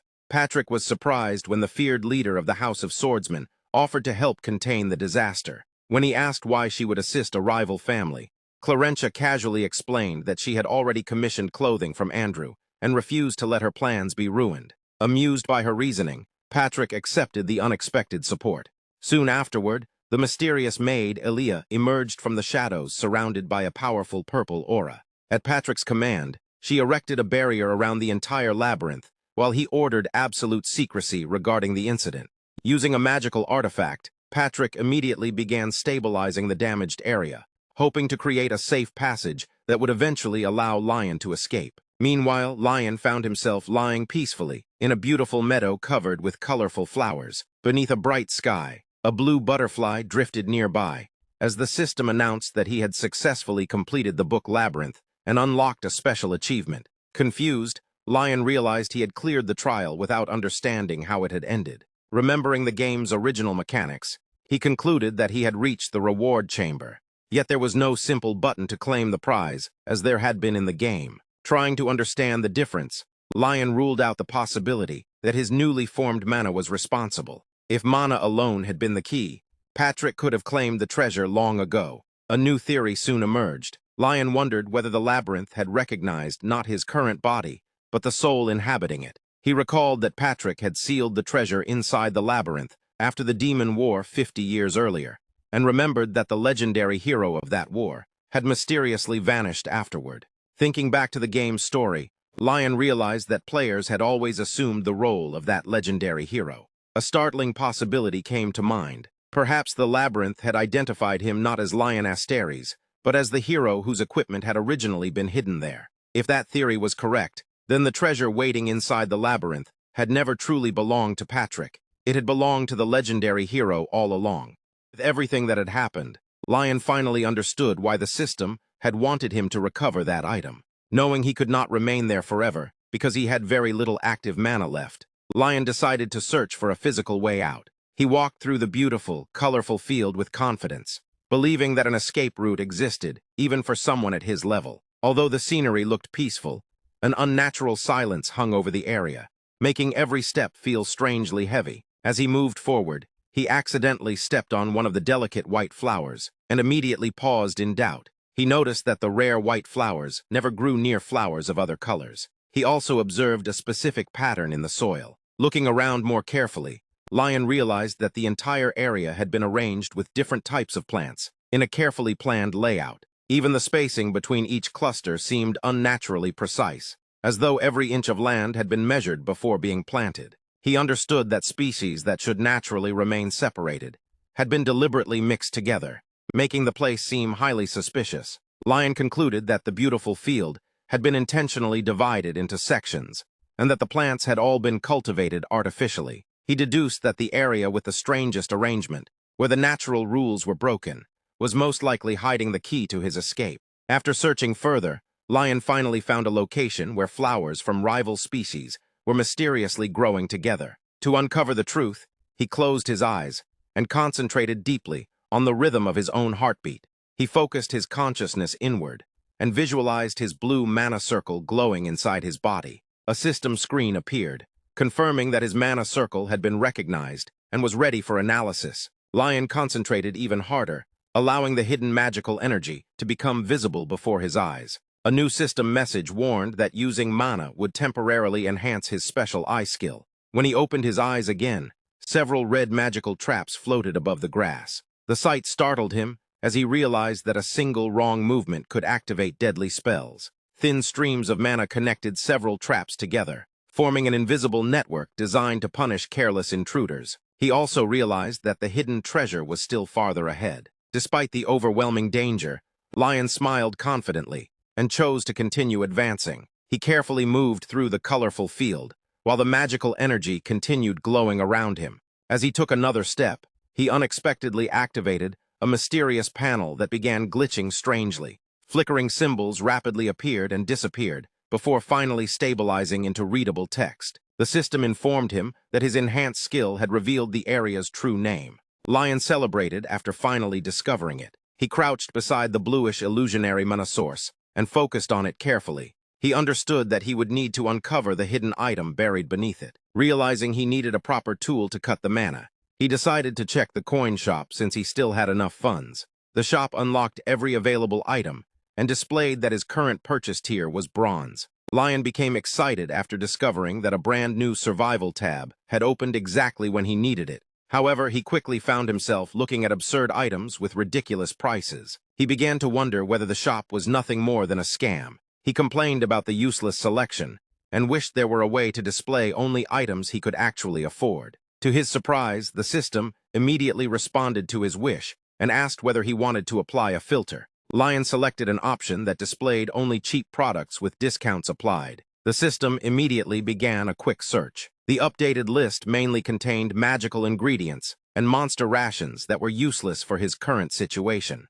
Among the few worthwhile options, he found an expensive magic detector and a pair of sharp magical scissors with a massive discount. Since the detector remained too expensive, Lion decided that the discounted scissors were his only practical choice. Without hesitation, he pressed the virtual confirmation button and purchased the tool. The glowing scissors appeared in his hands, He watched his savings disappear almost instantly and felt the painful cost of the purchase. Still, he admired the scissors with relief after learning they were permanently linked to his soul. With the tool ready, Lion prepared himself to cut the magical energy source sealing the area. He then took out a small shovel and silently appreciated all the digging skills he had trained in the past. Lion dug through the earth with remarkable speed while searching for the hidden reward beneath the flowers. Loose dirt scattered in every direction as his movements became increasingly desperate. A bright red warning suddenly appeared on the system screen. It informed him that only 1 minute remained before his enhanced vision expired. Startled by how quickly time had passed, Lion hurried to finish before the effect disappeared. Suddenly, his shovel struck something solid beneath the ground. Relieved, he realized he had found the hidden object. Lion dug even faster, throwing dirt aside as he desperately raced against the remaining time. At last, he pulled a beautiful blue chest from the earth. He smiled after recognizing it as identical to the classic treasure chests from games. With only 10 seconds remaining before the bonus ended, Lion gripped his magical scissors and prepared to cut the mana threads. He performed a precise cut, slicing through the bluish energy chains, sealing the valuable chest. The chest shone with an intense light. Lion celebrated the successful completion of his mission at the exact moment the enhancement expired. The system immediately asked whether he wished to claim the reward. Lion accepted without hesitation. The treasure was instantly transferred into his inventory. He happily confirmed that the item truly belonged to his old account. A new system message suddenly appeared. It announced the automatic beginning of a mandatory story mode that could not be avoided. Lion fell into complete panic after realizing he had no idea what story mode was or what would happen next. Before he could react, the surrounding space began to distort, as if the labyrinth itself were rewriting reality. Meanwhile, outside the labyrinth, the scene shifted to the grand main hall, where Patriarch Patrick and Rixel gathered. Patrick asked about the containment of the damages. Rixel reported that he had disguised the entire incident as an earthquake. He also explained that he had secured the cooperation of the princes and the Vitis family to prevent rumors from spreading. Patrick felt relieved that no rumors had leaked. He believed that the first prince's incompetence had unintentionally helped the situation. Patrick explained that he had acted quickly to erase every clue. His actions prevented both the temple and the underworld from discovering Lion's whereabouts. He praised Rixel for handling the situation well. Patrick silently reminded himself that neither of those powerful factions could ever learn the truth. The system then revealed that the temple's archbishop obsessively investigated everything connected to the ancient hero. It also explained that the underworld had originally been founded by allies of that hero. Over time, the organization had become one of the continent's greatest hidden powers. Patrick understood that if they were careless, those intelligence networks could discover that Lion had awakened an extraordinary skill. The greatest secret behind all these concerns was Lion's powerful connection to the ancient hero. The first sign of that connection had been the mysterious potion. The second was the chaos caused by Lion's entrance into the labyrinth that protected the hidden treasure. Patrick became convinced that a deep mystery surrounded Lion. He also realized that Lion himself knew nothing about the truth. Even so, Patrick remained determined to keep that secret hidden. Suddenly, a violent tremor interrupted their discussion. The massive gate shook intensely, showing that the labyrinth itself was moving chaotically. Patrick immediately ordered everyone to prepare for the worst. At the same time, Rixel sensed an enormous surge of energy coming from inside the labyrinth. A glowing spiral of purple power formed in the center of the passage. It signaled that something was about to emerge from the dungeon. Unexpectedly, a small piece of paper flew out of the portal. The paper struck Patrick directly in the face with surprising force. Rixel picked up the trembling paper, while Patrick stood in complete silence, visibly irritated. Rixel carefully examined the folded note. He quickly realized that it was a message sent from inside the portal. The expression on his face slowly changed from confusion to disbelief as he silently read the first few lines. Rixel's hands trembled as he slowly unfolded the mysterious piece of paper. Every movement reflected his anxiety, as he desperately wanted to discover what message had been left behind. Although the note had clearly been written in great haste, he immediately recognized Lion's familiar handwriting. The hurried writing brought him a small sense of relief, because there were no signs of blood, violence, or any indication that Lion had been harmed. The elderly man watched with growing concern, his face filled with worry as he waited to learn the contents of the letter. His anxiety became more visible with every passing moment. Rixel swallowed nervously, his throat dry from tension.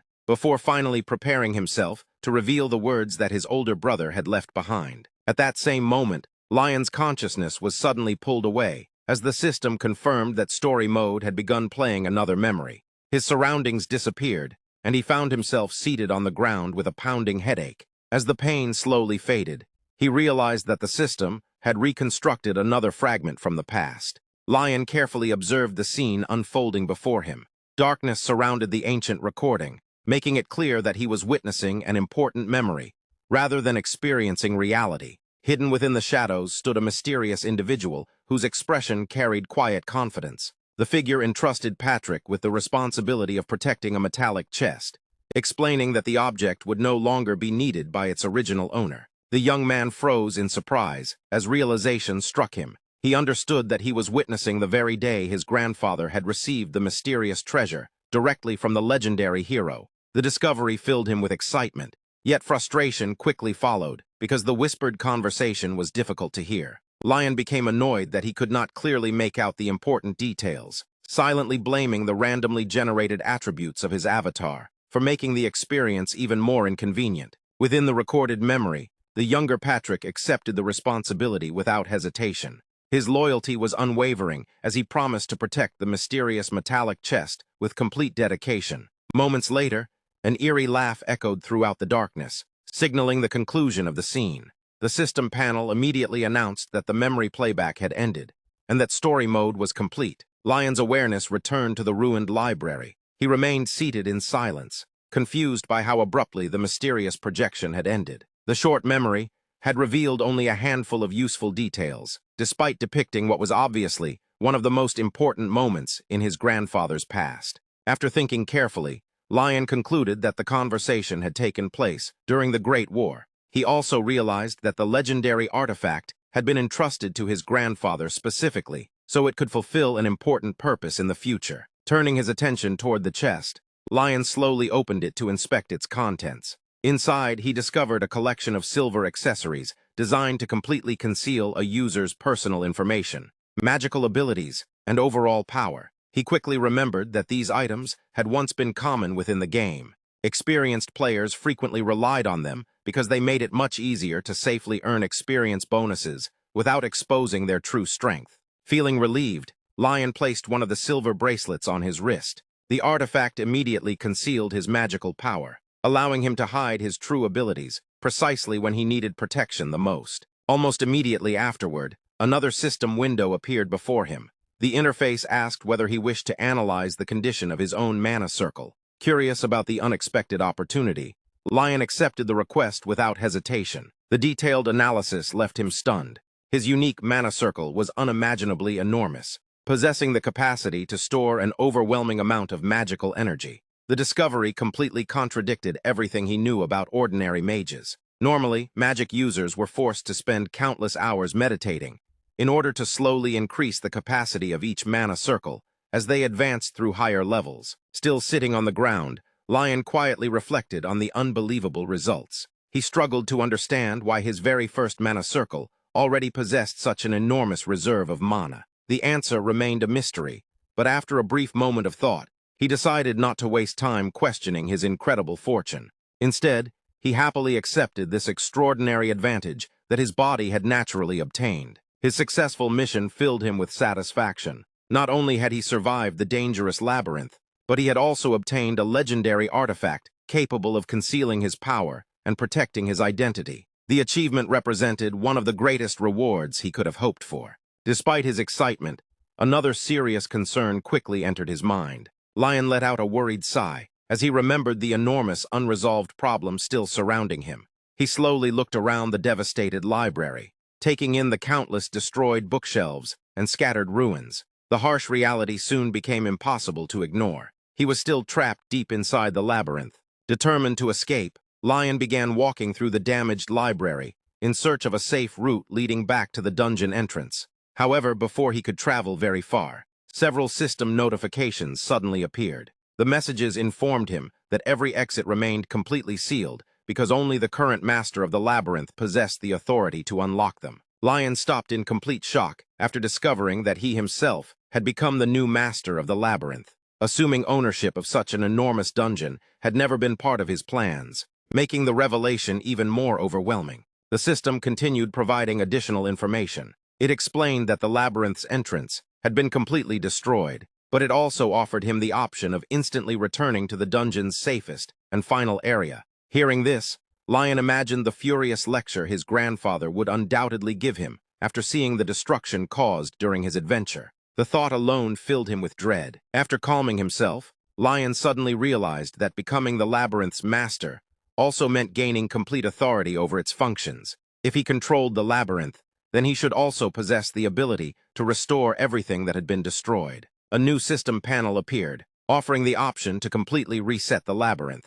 Lion immediately rejected the proposal because doing so would erase every valuable item and reward he had worked so hard to obtain. Searching for another solution, he requested an alternative. The system responded by recommending a manual restoration process, allowing the entrance to be repaired gradually without sacrificing any treasures. Lion compared the process to editing an old save file inside a game. Based on that comparison, he decided to restore the labyrinth to the condition it had been in exactly 1 week earlier. Curious about the repair process, Lion asked how long the restoration would require. The system answered with disappointing news, explaining that he would remain trapped inside the labyrinth until every repair had been completed. The estimated completion time immediately appeared before him. More than 600 hours would be required, amounting to an entire month of waiting. The shocking number pushed Lion into complete despair. Trying to find some comfort in the situation, Lion asked if he could freely explore the library while the repairs continued.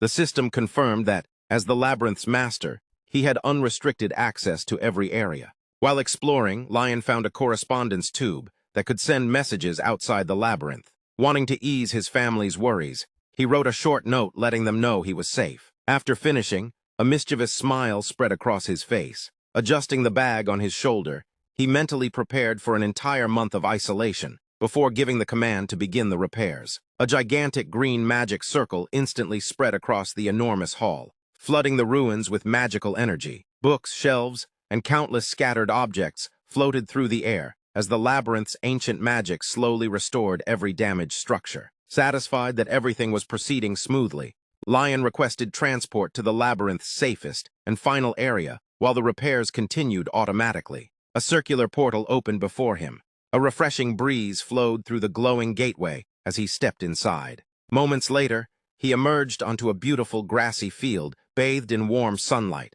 Quietly reflecting on the month ahead, Lion wondered how he would survive alone. Then something unusual caught his eye. In the distance lay an enormous crystal-clear lake nestled within the breathtaking landscape. Walking to the shore, he admired the perfectly clear water and felt relieved that the area showed no signs of danger. The system suddenly displayed an incredibly detailed scientific report about every species living in the lake. Overwhelmed by the technical jargon, Lion asked for a simpler explanation. The system summarized that the lake contained countless edible fish of various levels, along with one exceptionally rare species. An achievement notification immediately appeared, announcing that fishing privileges had been unlocked for the labyrinth's new master. Lion quickly realized he had no fishing gear, but then remembered the system's item shop. He purchased a complete fishing kit, cast his line into the calm water, and settled into a chair. As the float drifted across the peaceful lake, he quietly hummed, enjoying the relaxing atmosphere. After some time, he caught several ordinary carp. The steady supply of fish reassured him that he wouldn't have to survive by eating his own bait during the month-long isolation. Comfortably settled beside the lake, Lion finally relaxed. At least he no longer had to worry about starving. Without warning, his peaceful moment ended, as the fishing float was violently pulled beneath the surface. Gripping the rod tightly, Lion immediately realized the creature on the other end possessed unbelievable strength. The line stretched to its limit as the enormous fish fought desperately to escape. Knowing he could lose such a remarkable catch, Lion stayed patient. Instead of forcing it, he carefully maintained his balance and slowly wore the powerful creature down. At last, with one tremendous pull, he dragged it onto the shore. A gigantic purple fish burst from the water before crashing onto the ground. The system immediately congratulated Lion. Against all odds, he had successfully caught a legendary carp. Lion held the thrashing fish and stood amazed by the incredible energy benefits that the special meat offered. Felt extremely excited by the experience and fully understood why so many people loved fishing. The system informed him that he had understood the true spirit of fishing and had awakened a new talent. Apprentice Fisherman Level 1. Excited by the achievement, he stored the fish for dinner, knowing that its nutritious meat was perfect for strengthening his current fragile body. Lion looked around and decided that his first priority was organizing a proper place to cook. He opened the shop and purchased a folding table, pots, condiments, knives, and every piece of equipment needed for his kitchen.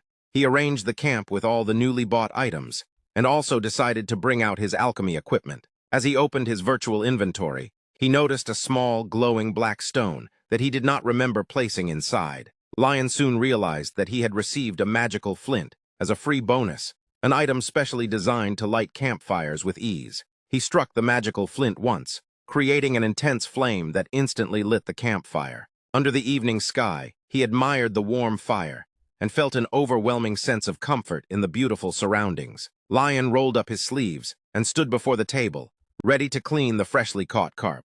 He carefully began cutting the fish, believing that a rustic roast would be the perfect meal to enjoy in the open air. As he removed the entrails, the system informed him that the carp's entrails were valuable alchemy ingredients. Lion smiled after reading the information, realizing that the fish entrails could be used to create potions inside his cauldron. Without wasting any time, he placed the nutritious entrails directly into his small alchemy cauldron. As soon as the ingredients entered the pot, it began boiling on its own, leaving him fascinated by the convenience of the system. He then placed pieces of fish onto wooden skewers, believing that food always became more delicious when cooked this way. Lion positioned the fish with the heads pointing downward so the excess oil could drain away during roasting. He knew this method would leave the outside wonderfully crispy, while keeping the inside incredibly soft and tender. After arranging every skewer neatly around the large campfire, Lion celebrated completing the preparation of the meal. While the fish slowly roasted, he looked around and decided to use the spare time to organize his sleeping area. He cleaned the ground by removing stones from the path, finding the manual labor slightly troublesome. Afterward, he set up a tent and reflected that the extra effort was worthwhile because it created the perfect romantic camping atmosphere. Once everything was finished, he admired his temporary home beneath the beautiful star-filled sky and felt deeply satisfied with the result. As time passed, the delicious aroma of the roasting fish spread through the air, allowing Lion to realize that it had reached the perfect level of doneness. With his mouth watering, he carefully removed the beautifully golden fish from the skewer, eager to enjoy his first bite.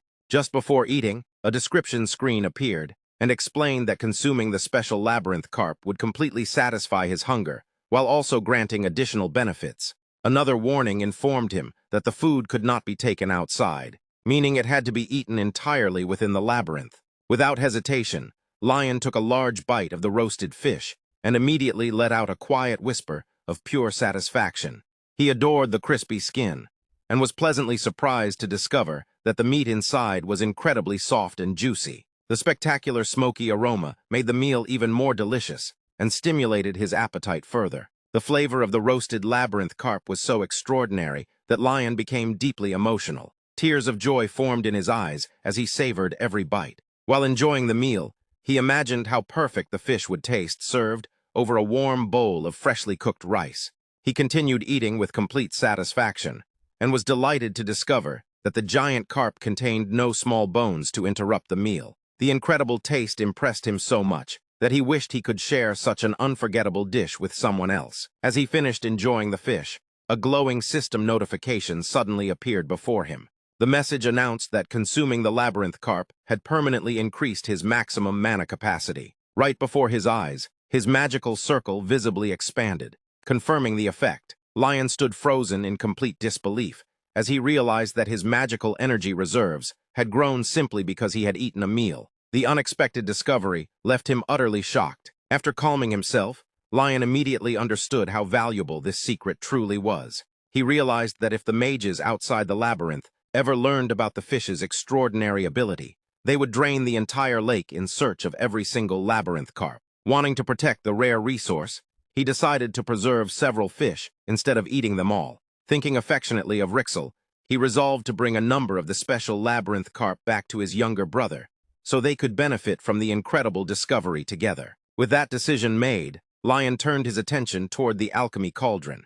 Curious about the boiling mixture he had prepared earlier, he carefully examined its contents. From inside the cauldron, he retrieved a glowing pearl known as the essence of the labyrinth carp. According to the system, the mysterious pearl possessed the remarkable ability to increase mana recovery. The blonde stared at the glowing pearl in complete amazement. After inspecting its information, he discovered that it was classified as an expert-level item.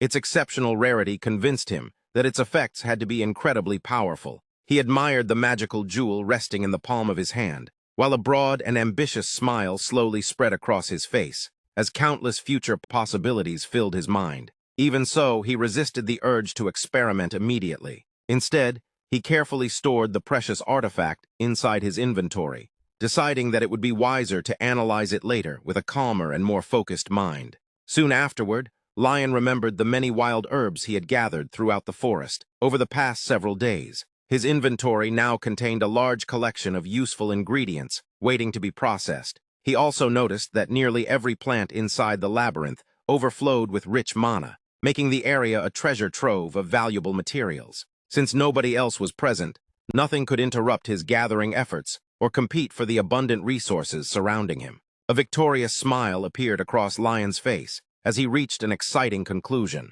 Technically speaking, the mysterious labyrinth had become the perfect place for him.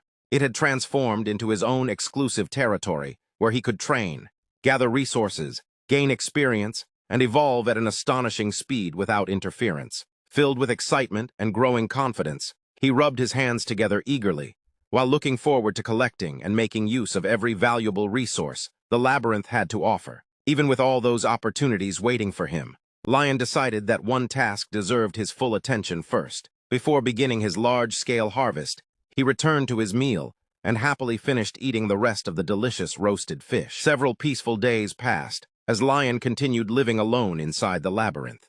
During that time, he settled into his isolated routine, constantly gathering supplies and improving his campsite. One day, he celebrated after catching 3 giant lobsters from the lake. Holding up the fishing net with a wide smile, he admired his impressive catch and even wondered if he had somehow become unusually lucky with his daily fishing. He carefully stored the giant lobsters inside his inventory for later use. Already planning ahead, he decided to make a rich soup using the special flour that remained safely inside his bag. Walking barefoot across the soft grass around his campsite, Lion realized he had grown surprisingly comfortable with the peaceful camping lifestyle. What had once felt unfamiliar had gradually become second nature. After finishing his fishing, Lion collected every trap he had placed around the lake before checking the plants growing near his campsite.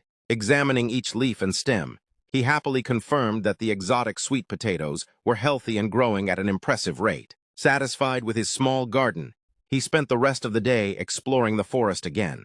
The expedition proved highly successful as he gathered valuable spices, flavorful mushrooms, and several rare flowers. Every new ingredient was identified, analyzed, and cataloged by the system, making his collection even more valuable. While gathering a patch of beautiful golden daisies, Lion couldn't help admiring their bright blossoms, which stood out vividly against the surrounding greenery. Impressed by their beauty, he even considered transplanting some to decorate his campsite. As he continued reading the system's information, one detail immediately caught his attention. Lion's eyes widened in shock when he discovered that each seemingly ordinary golden daisy could be sold for 300 coins. His surprise quickly turned into excitement as he realized the labyrinth's natural resources were worth a fortune. At that moment, he understood that simply selling its flowers could make him incredibly wealthy. Lion noticed something his system claimed had never happened before. A new message appeared, indicating that the shilling shop also functioned as a trading stall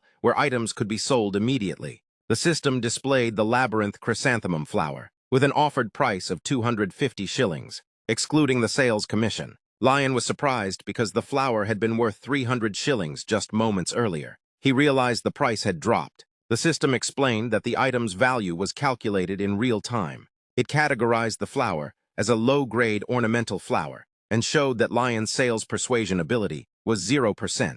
Lion understood how the pricing system worked. He concluded that, for now, he could only sell one-star items. He also realized that every item description needed enough information to justify its value. He figured that receiving a fair price required actively negotiating. He then added new information about the flower. He explained that drying the chrysanthemum and brewing it into floral tea made it very healthy. He also mentioned that it could serve as an alchemy material and that anyone could prepare it easily, making it even more valuable than the current price suggested. The system acknowledged that the explanation made sense and recalculated the item's value. The offered price increased to 280 shillings, although the sales commission still applied. Lion complained that the price had only increased slightly, despite providing valuable information, and he was still being charged a commission. The system informed him that the commission was mandatory under the shilling shop's rules. Lion accepted that there was little room to argue if it was part of the rules. The system then revealed that the shilling shop always listened to customer opinions. Because of the newly provided information, it proposed reducing the commission while increasing the offered price to 300 shillings. Lion realized the system was more flexible than he had expected.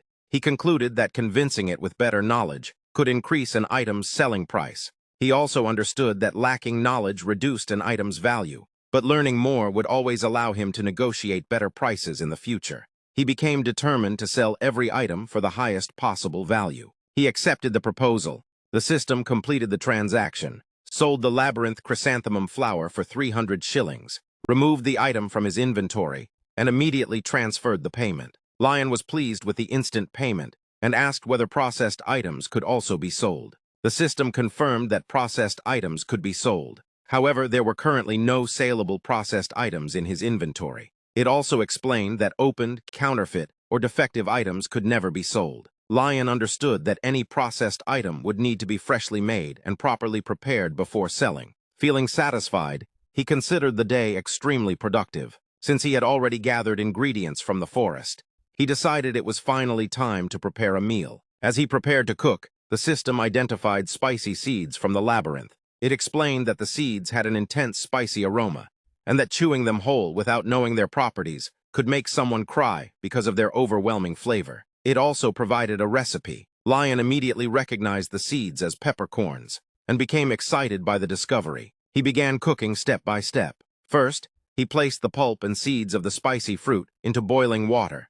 Next, he added the cleaned crayfish heads and legs to create a rich broth. He mixed flour with water until it formed dough with the proper consistency. He repeatedly slapped the dough against the board to improve its elasticity before allowing it to rest. While the dough rested, he prepared the tender mushrooms and let them boil thoroughly. He then added the crayfish meat to the pot. The broth gradually transformed into an incredible-looking seafood soup filled with a wonderful aroma. Once the broth had fully concentrated its flavor, he tore the rested dough into thin pieces and dropped them into the soup. Finally, he added a generous amount of labyrinth chrysanthemum and allowed everything to simmer a little longer. The meal was complete. The system identified the finished dish as seafood soup from the labyrinth. It praised the perfectly infused seafood flavor that created a smooth and deep broth. It noted that the spicy fruits and spicy seeds had elevated the dish's overall quality. It also praised Lion's extraordinary cooking skill, explaining that achieving such a rich flavor with so few ingredients was remarkable. A recipe was also made available. Lion decided to taste the broth first. The rich, piping hot broth instantly removed every trace of greasiness. He then sampled the soup itself. The thick and thin pieces of dough created different textures that blended together perfectly. The mushrooms and chrysanthemum provided a pleasant contrast while chewing. Their aromatic juices mixed with the broth and added another layer of deep umami flavor. The familiar combination of flavors was incredibly addictive. He then tasted the crayfish. The meat had a firm, elastic texture similar to lobster. It was naturally sweet while carrying the rich flavor commonly associated with blue crab. Lion immediately understood that the crayfish was the true reason the broth tasted so incredible. He continued enjoying the meal by alternating bites of crayfish and sajabi. Whenever his throat became dry, he took a sip of the flavorful broth. Whenever the richness became too heavy, he refreshed his palate with chrysanthemum. The combination was so balanced that it felt like he could eat forever. After finishing the entire meal, his toned stomach expanded into a full family-sized belly. Although the food was delicious, it also gave him an enormous sugar rush. Unable to fall asleep, Lion decided to gather wood before sunset. He soon found a tree that looked suitable. The system identified it as a tree with very few leaves and branches. Although it was small, its wood was soft, pleasantly fragrant, and naturally waterproof. It also explained that the wood had many crafting applications under the carpentry category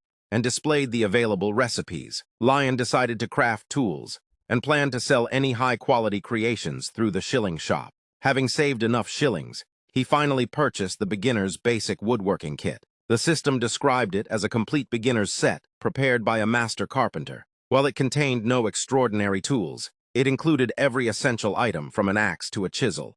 The kit cost 50,000 shillings. Following the woodworking instructions, Lion cut a V-shaped notch into the side where the tree would fall. Using the axe, he chopped down the tree. The system rewarded him with 55 small labyrinth tree wood, 55 medium labyrinth tree wood, and 55 large labyrinth tree wood. Lion was amazed that such a small tree produced so many materials. He planned to finish cutting the remaining wood with a saw and carry everything back. While exploring nearby bushes, he unexpectedly discovered a cabin hidden within the labyrinth. He was shocked to find such an ordinary-looking cabin in a place like this. Inside, he found only a few pieces of furniture and a bed. The system informed him that, thanks to the authority of the library master of the labyrinth, he now had permission to use the cabin. Lion was delighted. The system declared that everything inside the cabin now belonged to him. Lion realized that living there would be far better than sleeping outdoors for an entire month. He then considered relocating the cabin to his own base camp. The system confirmed that moving the cabin was possible. Lion became even happier because living inside the maze would become much easier with a proper house. The system asked whether he wanted to move the cabin immediately. Lion decided to wait. He returned to his garden and realized that, with a proper house already available, he only needed to craft the tools he would use there. Before moving the cabin, he first prepared a suitable area at his base camp. Once everything was ready, he instructed the system to install the cabin there. The system warned that the installation would take some time and would create a loud, thunderous disturbance. Before Lion could fully understand how the cabin would be moved, it descended from the sky and settled perfectly into place. Lion stood there in complete shock. The system announced that the cabin installation had been successfully completed.